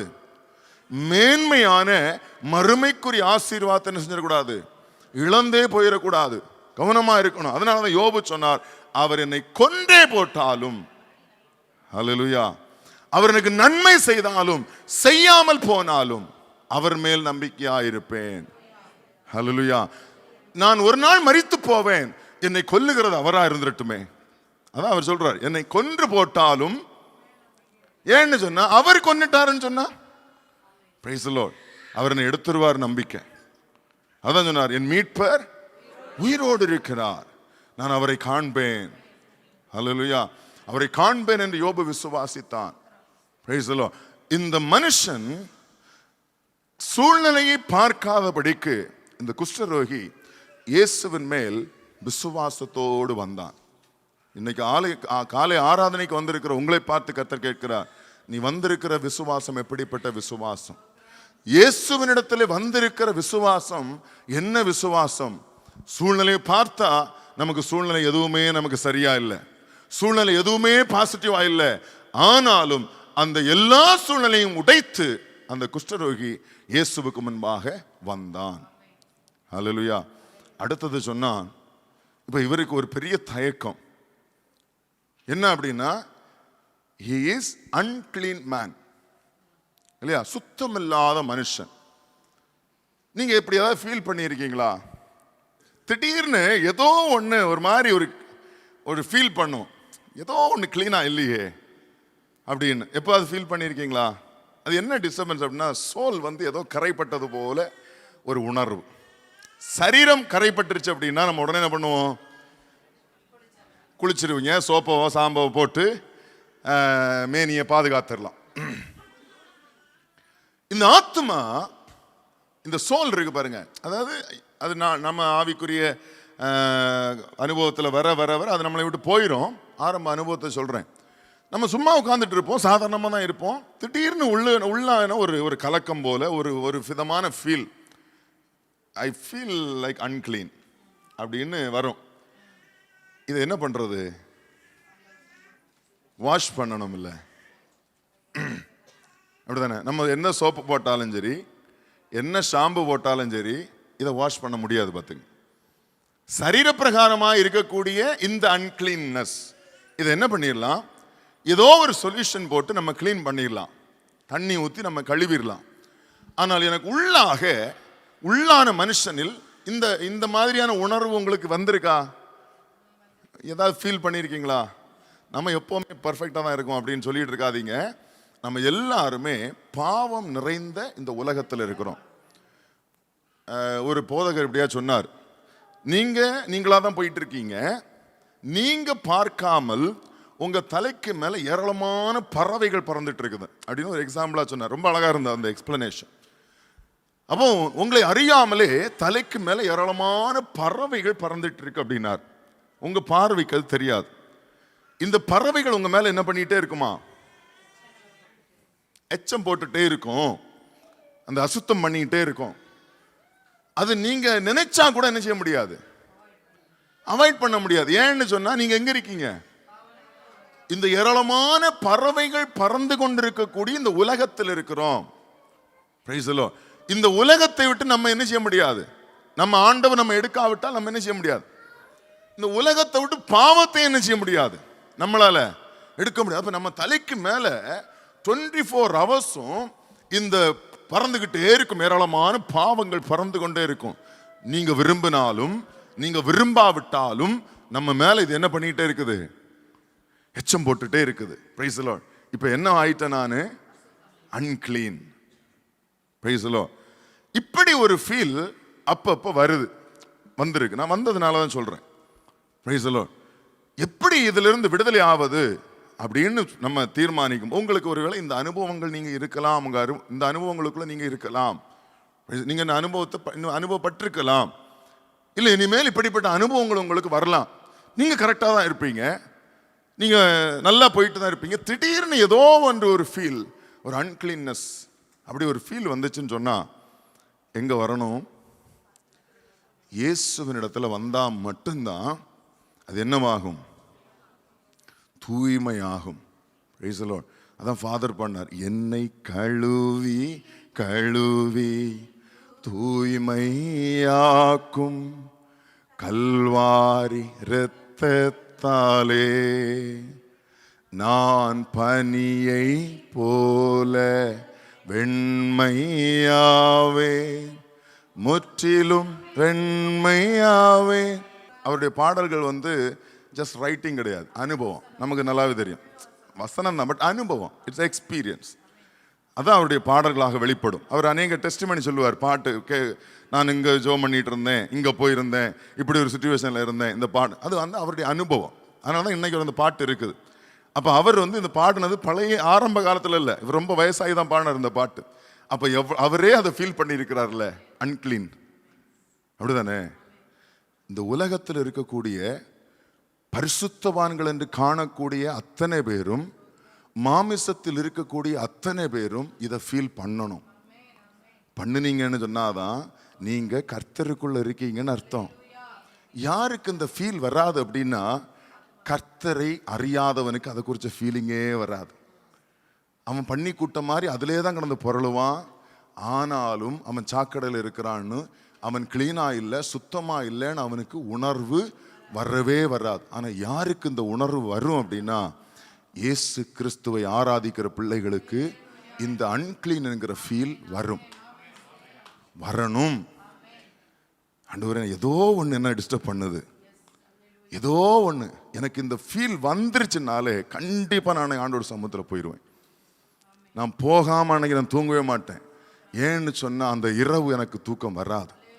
ஆனால் நான் தேவ சமூகத்தை விட்டு நான் வெளியே வரும்போது நான் வருவேன் பாருங்க, ஒரு ஃபீல் ஃப்ரீ அப்படின்னு. அதாவது ஒரு சுதந்திரமான, ஒரு விடுதலை ஆக்கப்பட்ட அனுபவம். Price the lord. இந்த அனுபவம் நமக்கு இருக்கணும். ஏன்னு சொன்னா, நான் சொன்னேன் பார்த்தீங்களா, நீங்க எல்லாரும் மகா பரிசுத்தமுள்ள பூமியில வாழல, ரொம்ப சுத்தமான பூமியில வாழல. திரளான மேகம் போல, திரளான பறவைகள் போல நம்மை சுத்தி சுத்தி சுத்தி உலகம் பாவத்தையும் பாவத்துக்கு ஏதுவான கிரியைகளை தான் என்ன பண்ணிட்டு இருக்கு, ப்ரொடியூஸ் பண்ணி காமிச்சிட்டே இருக்குது. Price the Lord. நான் ரொம்ப பர்ஃபெக்டான ஆள் பார்த்துக்குங்க அப்படின்னு சொல்லி நீங்க நின்றுடுவேன், நான் ரொம்ப கரெக்டா இருக்கேன், நான் ஜபிக்கிறவன், வேதம், இப்படியெல்லாம் நம்ம நின்னோமானால் முதல்ல விழுகிறது நம்ம தான். Price the Lord. எப்போதுமே ஒரு பயம் இருக்கணும். ஏதோ ஒரு வகையில் ஒரு அசுத்தம் நெறிஞ்சிடக்கூடாது, தொற்றக்கூடாது. தொற்றுருமோ என்னைக்காவது நீங்க எப்போவாவது ஃபீல் பண்ணீங்கன்னு சொன்னா ஆண்டவருடைய சமூகத்தில் போய் சுத்திகரிங்க. Price the Lord. பரிசுத்தமாக்கப்படுதல் என்பது அனுதினமும் சுத்திகரிப்பு. மறந்தே போயிடக்கூடாது. ஒரே நாள்ல நான் பரிசுத்தமாயிட முடியாது. பரிசுத்தமாகுதல் என்பது எதுவரைக்கும் நடக்கணும் அப்படின்னு சொன்னா, என்னுடைய மரணத்தினுடைய கடைசி நிமிஷம் வரையிலும். Price the Lord. சொல்றது புரியுதா உங்களுக்கு? நான் தப்பு பண்றது இல்லைங்க, நான் பாவம் பண்றது இல்லை, நான் யாருக்கு விரோதமாக நான் தப்பு பண்றதே இல்லை, இப்படிப்பட்ட எண்ணத்தோட தெரியாதீங்க. எப்பொழுதுமே நம்ம மனசுல இருக்க வேண்டியது, நான் மனுஷன், நான் மாமிசத்தில் இருக்கிறவன். என்னை அறிந்தாலும் நான் அறிந்தாலும் அறியாவிட்டாலும் எனக்கு மேல திரளான மேகங்கள், திரளான பறவைகள் சுற்றி கொண்டேதான் இருக்குது. அது அசுத்தம் பண்ணி கொண்டேதான் இருக்கிறது. அல்லேலூயா. அவர் சொல்லும் போது எனக்கு ஒரு தாட் வந்துச்சு. நம்ம தலைக்கு மேல ஏராளமான வலைதளங்கள் இருக்கு, பாத்தீங்களா? வலைதளங்கள்லாம் தெரியுமா? மீன் வலையெல்லாம் கிடையாது, அது நெட்வொர்க் அப்படின்னு நம்ம சொல்றோம்ல, வெப்சைட் இல்லையா, இணையதளம். இப்படி தலைக்கு மேல இருக்கு, நம்ம கண்ணுக்கே தெரியறது இல்லை. பாத்தீங்களா? எதுவுமே தெரியறது இல்ல. ஆனா இது எல்லாம் எங்க தான் சுத்திட்டு இருக்குது? ஏராளமான அசுத்த ஆவிகள் மேல சுத்துது, விபச்சார வேசித்தன ஆவிகள் சுத்துது. இதெல்லாம் நம்ம தலைக்கு மேலதான் சுத்துது. ஆனா நம்மளால நினைச்ச முடியல, காணவே முடியல. உங்களால் அதை பார்க்கவே முடியல. ஆனாலும் அது சுத்திக்கிட்டே இருக்கு, அது தன்னுடைய வேலையை செஞ்சுக்கிட்டே இருக்கு. மனுஷன் கரைப்பட்டு கொண்டே தான் இருக்கிறான். ஹல்லேலூயா. யோசிச்சிடாதீங்க, எதெல்லாம் எப்படி ஆண்டவர் கிளீன் பண்ணுவார்னு நினைக்காதீங்க. என்னை கர்த்தர் சுத்திகரிப்பார். இந்த குஷ்டரோகியுடைய முடிவு என்ன அப்படின்னா, அவனுடைய தீர்மானம், விசுவாசம் எப்படிப்பட்டதாக இருந்தது? ஒரு கேள்வி அவனுக்குள்ளாக இருந்தது, என்ன இவரு கிளீன் பண்ணுவாரோ? ஏன்னா ஏன் அந்த சிச்சுவேஷன், அந்த கேள்விக்குள்ளாக அவன் தள்ளப்பட்டான்னு சொன்னால், அவன் இருந்த சிச்சுவேஷன், இருந்த சமுதாயம் அவனை அப்படி ஆக்கி வச்சிருந்தது. ஆனாலும் ஆண்டவரிடத்துல வந்தபோது அவன் எனக்கு சுகம் தாரும்னு சொல்லி கேட்கல, எனக்கு விடுதலை தாரும்னு சொல்லி கேட்கல. அவன் கேட்ட அந்த வார்த்தை, ஆண்டவரே உமக்கு சித்தமானால் என்னை சுத்தமாக்க உம்மால் ஆகும். ஆங்கிலத்தில் வாசிச்சு பாருங்க, மேக் மீ கிளீன். என்னை சுத்திகரியும். இந்த மத்தியான வேளையில் நான் உங்களோடு ஆண்டவர் கேட்க நினைக்கிற காரியம், இப்படி ஏதாவது உங்களுக்குள்ள ஒரு உணர்வு இருக்குமானால், ஐ ஃபீல் அன்கிளீன்னஸ், ஏதோ ஒன்று என்ன சுத்திகரிக்க, சுத்தம் இல்லாம அசுத்தப்படுத்துது என்ன, நான் இந்த ஃபீல் அடிக்கடி நான் இதை உணர்கிறேன், என் ஆத்துமா அடிக்கடி துக்கப்படுது. நான் அன்கிளீனாக நான் எப்ப ஃபீல் பண்ண ஆரம்பிக்கிறேனோ உடனே எது தெரியுமா துக்கப்படும்? ஆத்துமா துக்கப்படும், ஆத்துமா கலங்கும். இந்த ஆத்துமாவை கிளியர் பண்ணணும், இல்லைன்னா உங்களை சும்மா விடாது. ஆத்துமா செத்தவனுக்கெல்லாம் ஒண்ணும் பண்ணாது. ஆனால் ஆத்துமா உயிரோடு இருக்கிற அந்த ஆத்துமா இருக்கு பாருங்க, உங்களை சும்மாவே விடாது. நான் அபிஷேகம் பெற்றவனா இருக்கட்டும், நான் அந்நிய பாஷை பேசுறனா இருக்கட்டும், மெத்தனமா இருந்துடக்கூடாது. பரிசுத்தம் என்பது அனுதினமும் நடக்கக்கூடிய ப்ராசஸ். அனுதினம் ஜெபம் பண்றீங்களா? ஜபிப்பதற்கு முன்பாக முதலாவது நம்ம செய்ய வேண்டியது என்ன தெரியுமா? என்னை சுத்திகரியும் ஆண்டவரே. படுக்கைக்கு போவதற்கு முன்பாக நம்ம செய்ய வேண்டிய ஜெபம் என்ன தெரியுமா? என்னை சுத்திகரியும் ஆண்டவரே.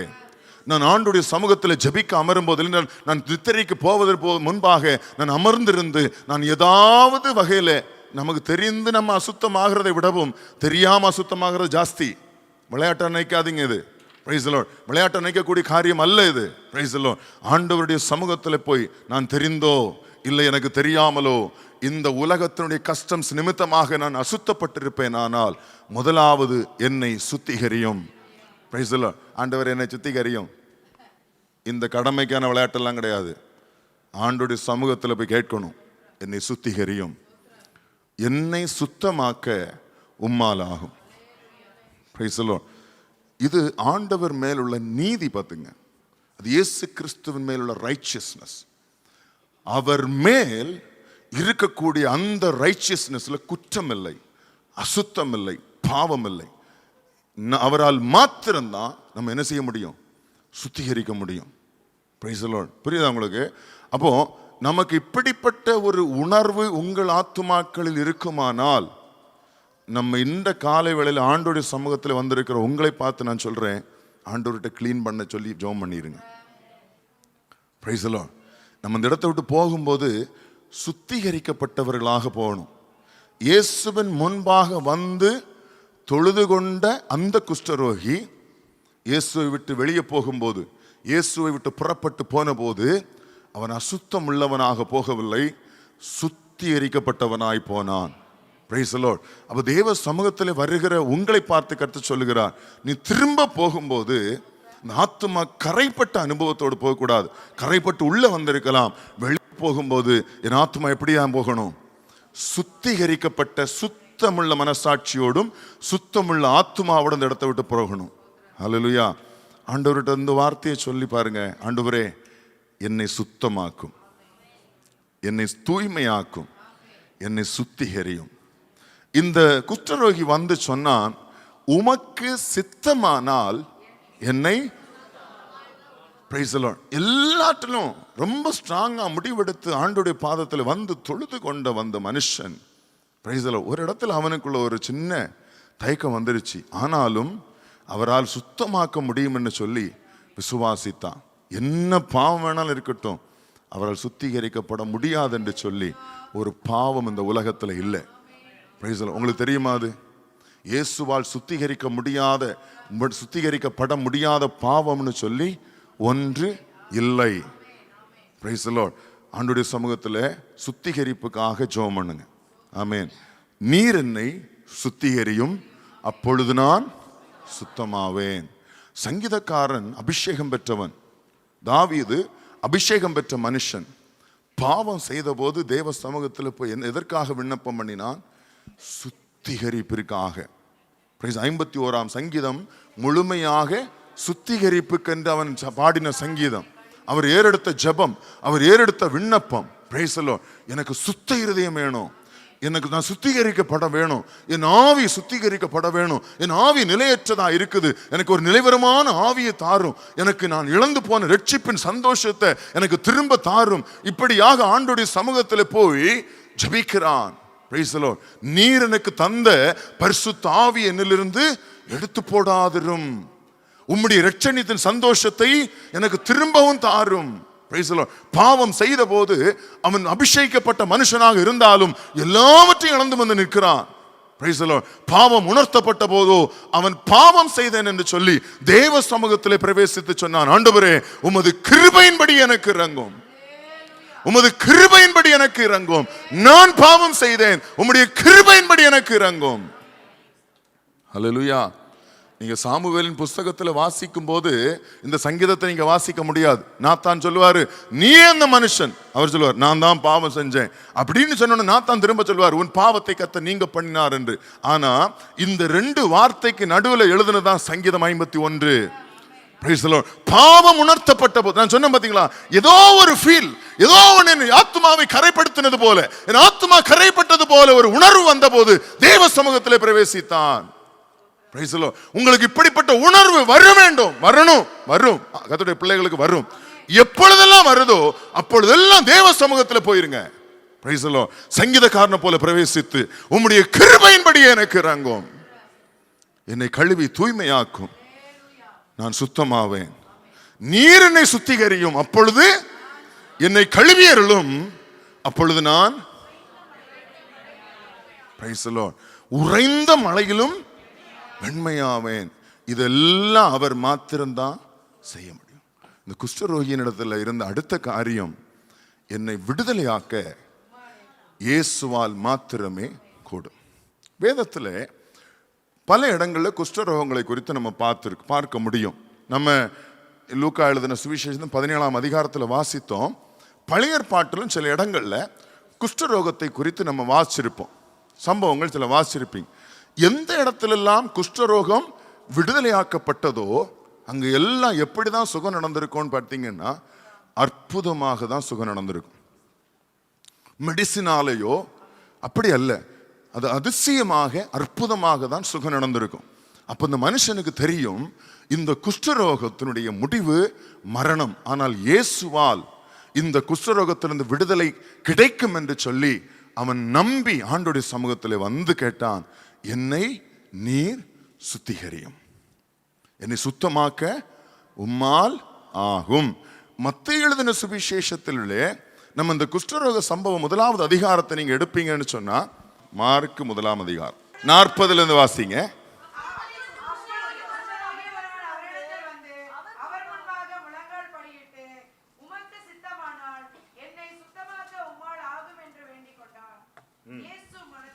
இயேசு மனதுருகினார். மத்தேயுல நம்ம இந்த வார்த்தையை நம்ம வாசிக்க முடியாது. மார்க் எழுதி வைத்திருக்கிறாரு, இயேசு மனதுருகி. அப்போ எவன் ஒருவன் பாவம் செய்தேன், பாவத்தில் இருக்கிறேன், ஏதோ ஒரு அன்கிளீனஸ் எனக்கு இருக்கு அப்படின்னு சொல்லி எவன் அறிந்து உணர்ந்து இயேசுவின் பாதத்திலே வந்து என்னை சுத்திகரியும் என்று மன்றாடுவானோ அவனை பார்த்து கர்த்தர் என்ன பண்ணுவாரு? மனதுருகுகிற தேவன். அதனாலதான் ஆண்டவர் சொன்னாரு, நீதிமான்களை அல்ல பாவிகளையே மனம் திரும்புவதற்கு அழைக்க வந்தேன், பாவிகள் மனம் திரும்புவதையே விரும்புகிறேன். Price the Lord. நீதிமான்கள் என்று சொல்லுகிறவர்கள் யாரு? வேதம் சொல்லுகிறது நீதிமான் ஒருவனும் இல்லையே, இந்த பூமியில நீதிமான் ஒருவனும் இல்லை. அப்ப நீதிமான் என்று சொல்லுகிறவன் யாரு? தன்னை நீதிமான் என்று எண்ணுகிறவன். அநேகர் தனக்கு தானே நியாய தீர்ப்பு எழுதி வச்சிருப்பாங்க, தனக்கு தானே நீதிமான் என்று எண்ணிக்கொண்டிருப்பார்கள். அவர்களே அல்ல. எங்கிட்ட என்ன தப்பு, எங்கிட்ட என்ன பாவம், நான் தான் பாவம் செய்யலையே, இப்படி தன்னை நீதிமான் என்று எண்ணிக்கொண்டிருக்கிறவனே அல்ல, நான் பாவம் செய்தேன் என்று சொல்லி மனம் திரும்பி எவன் ஒருவன் இயேசுவினிடத்தில் வருவானோ அவனை பார்த்து இயேசு மனதுருகினார். ஆங்கிலத்தில் கம்பேஷன் அப்படின்னு சொல்லுவான் இல்லையா? ஆண்டவர் மனதுருகி அதுக்கப்புறம் என்ன பண்ணாரு? அவனை தொட்டார். ஹல்லேலூயா. ஒருவரும் செய்யாத ஒரு காரியத்தை ஆண்டவர் அவனுக்காக செய்தார். எத்தனை பேர் விசுவாசிக்கிறீங்க? நான் ஸ்பெஷல். பார்த்துக்குங்க, ஆண்டவருக்கு முன்பாக நான் ஸ்பெஷல். ஒருவருக்கும் செய்யாததை ஆண்டவர் எனக்காக செய்வார். உங்களுக்கு அந்த விசுவாசம் உண்டா? Price the Lord. நான் கர்த்தருடைய பார்வைக்கு, நான் கர்த்தருக்கு விசேஷமானவன். யாருக்கும் செய்யாததை எனக்காக கர்த்தர் செய்வார். உங்களால் சொல்ல முடியுமா? Price the Lord. உனக்கு அந்த விசுவாசம் இருக்குமானால் பிரைஸ் தி லார்ட். அந்த குஷ்டரோகி, நம்ம லூக்கால வாசித்தோம், குஷ்டரோகிகள் ஆண்டவர் தொடவே இல்லை, தூரத்திலே நின்னாங்க. நீங்க திரும்பி போய் ஆசாரியர் காண்பீங்கன்னு சுத்தமாக்கப்பட்டாங்க. அதுவும் அவரால் செய்ய முடியும். ஆனால் இந்த குஷ்டரோகி இயேசுவின் பாதத்தில் வந்தபோது பிரைஸ் தி லார்ட் என்ன பண்ணார்? ஆண்டவர் மனதுருகி அவனை தொட்டு அவனுக்கு என்ன சொன்னாரு? அவன் சொன்ன அதே வார்த்தையை சொன்னார், எனக்கு சித்தம் உண்டு, நீ சுத்தமாகு. Price the Lord. அப்ப ஆண்டவர் மனதுருகி நமக்காக ஸ்பெஷலானது, ஒருவருக்கும் செய்யாதது நமக்கு செய்வார். ஹல்லேலூயா. உங்களுக்காக செய்வார். எத்தனை பேர் விசுவாசிக்கிறீங்க? மற்றவங்களுக்கு நடந்திருக்கோ இல்லையோ, ஆனா எனக்கு நடக்கும், உங்களுக்கு நடக்கும். Price the Lord. உங்களுக்கு அந்த விசுவாசம் உண்டா? அன்று வரை திரளான ஜனங்கள் அங்க இருந்தாங்க, இயேசு திறந்து கொண்டு வந்து கொண்டிருந்தாங்க. ஆனா யாருக்கும் நடக்கல.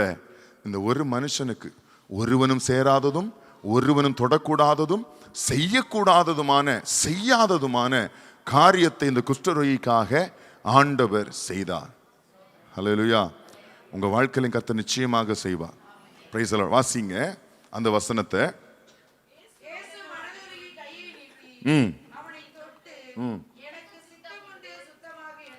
எனக்கு சித்தம் உண்டு சுத்தமாக என்றார்.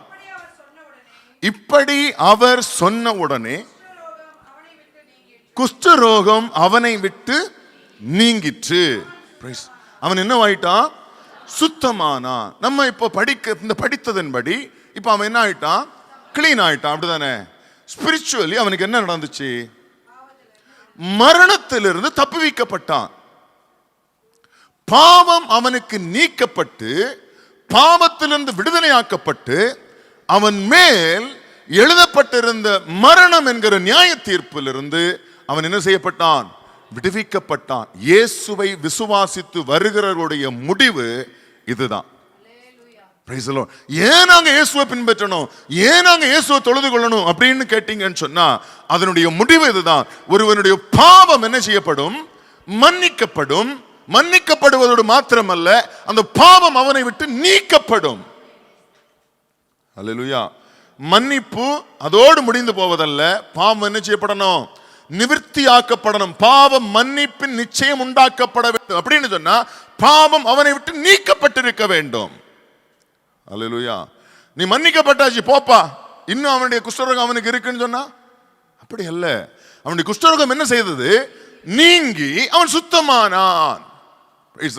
அப்ப பாவம் மன்னிக்கப்படுவதோடு மாத்திரமல்ல, அந்த பாவம் என்னிடத்தில் இராதபடி இயேசுவால் நீக்கி போட முடியும். ஹல்லேலூயா. இதனால தான் அடிக்கடி சொல்லுவாங்க அநேகர், நான் இவ்வளவு பெரிய கெட்ட பழக்கத்தில் இருந்தேங்க, இயேசு கிறிஸ்துவனை அறிந்தேன், அதுக்கப்புறம் அந்த பழக்கம் எனக்கு சிந்தனை கூட வரல. அல்லேலூயா. கேட்டிருக்கீங்களா? உங்களுக்கு இப்படிப்பட்ட அனுபவம் இருக்கா?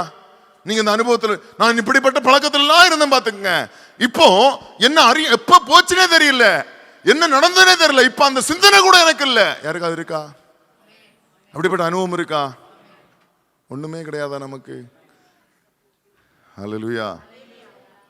கர்த்தருடைய பிள்ளைகளுக்கு இருக்கும், இயேசுவிடத்தில் வர்றவங்களுக்கு நிச்சயமா இருக்கும்.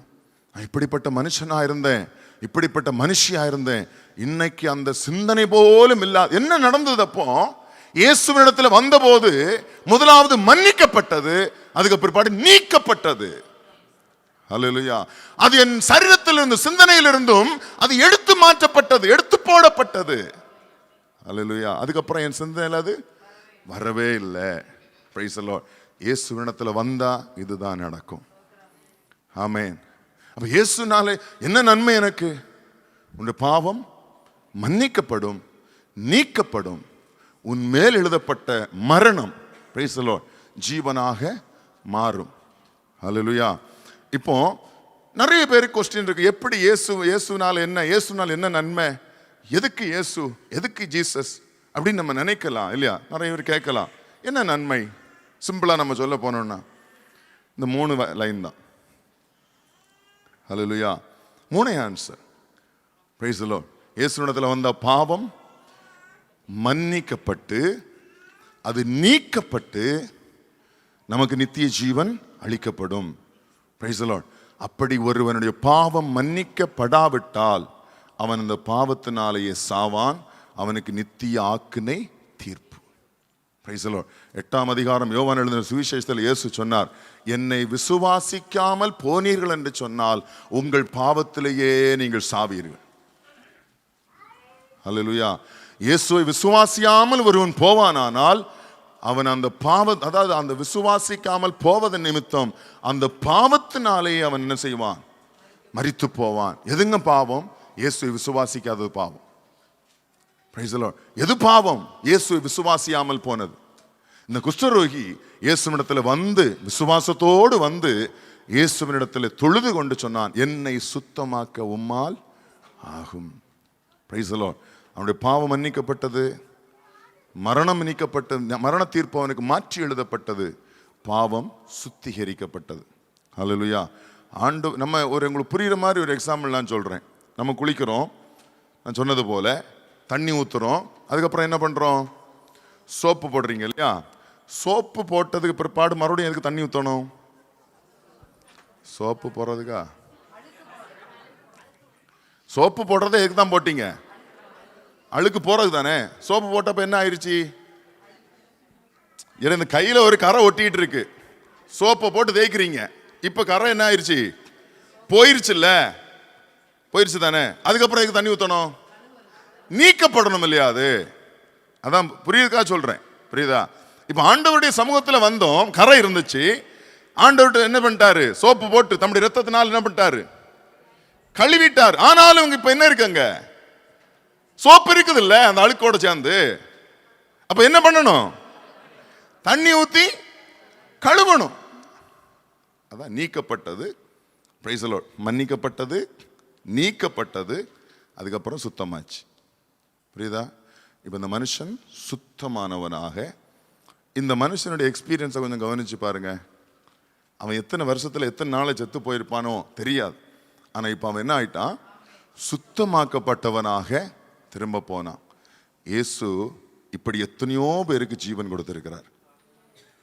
மரித்து போகக்கூடியவர்கள், பாவத்தினாலேயே மரித்து போக இருந்த மனுஷர்கள், பாவத்தினாலேயே செத்து போயிருக்கக்கூடிய மனுஷர்கள் இயேசுவினிடத்தில் வந்து எத்தனையோ பேர் ஜீவனை பெற்றிருக்கிறாங்க.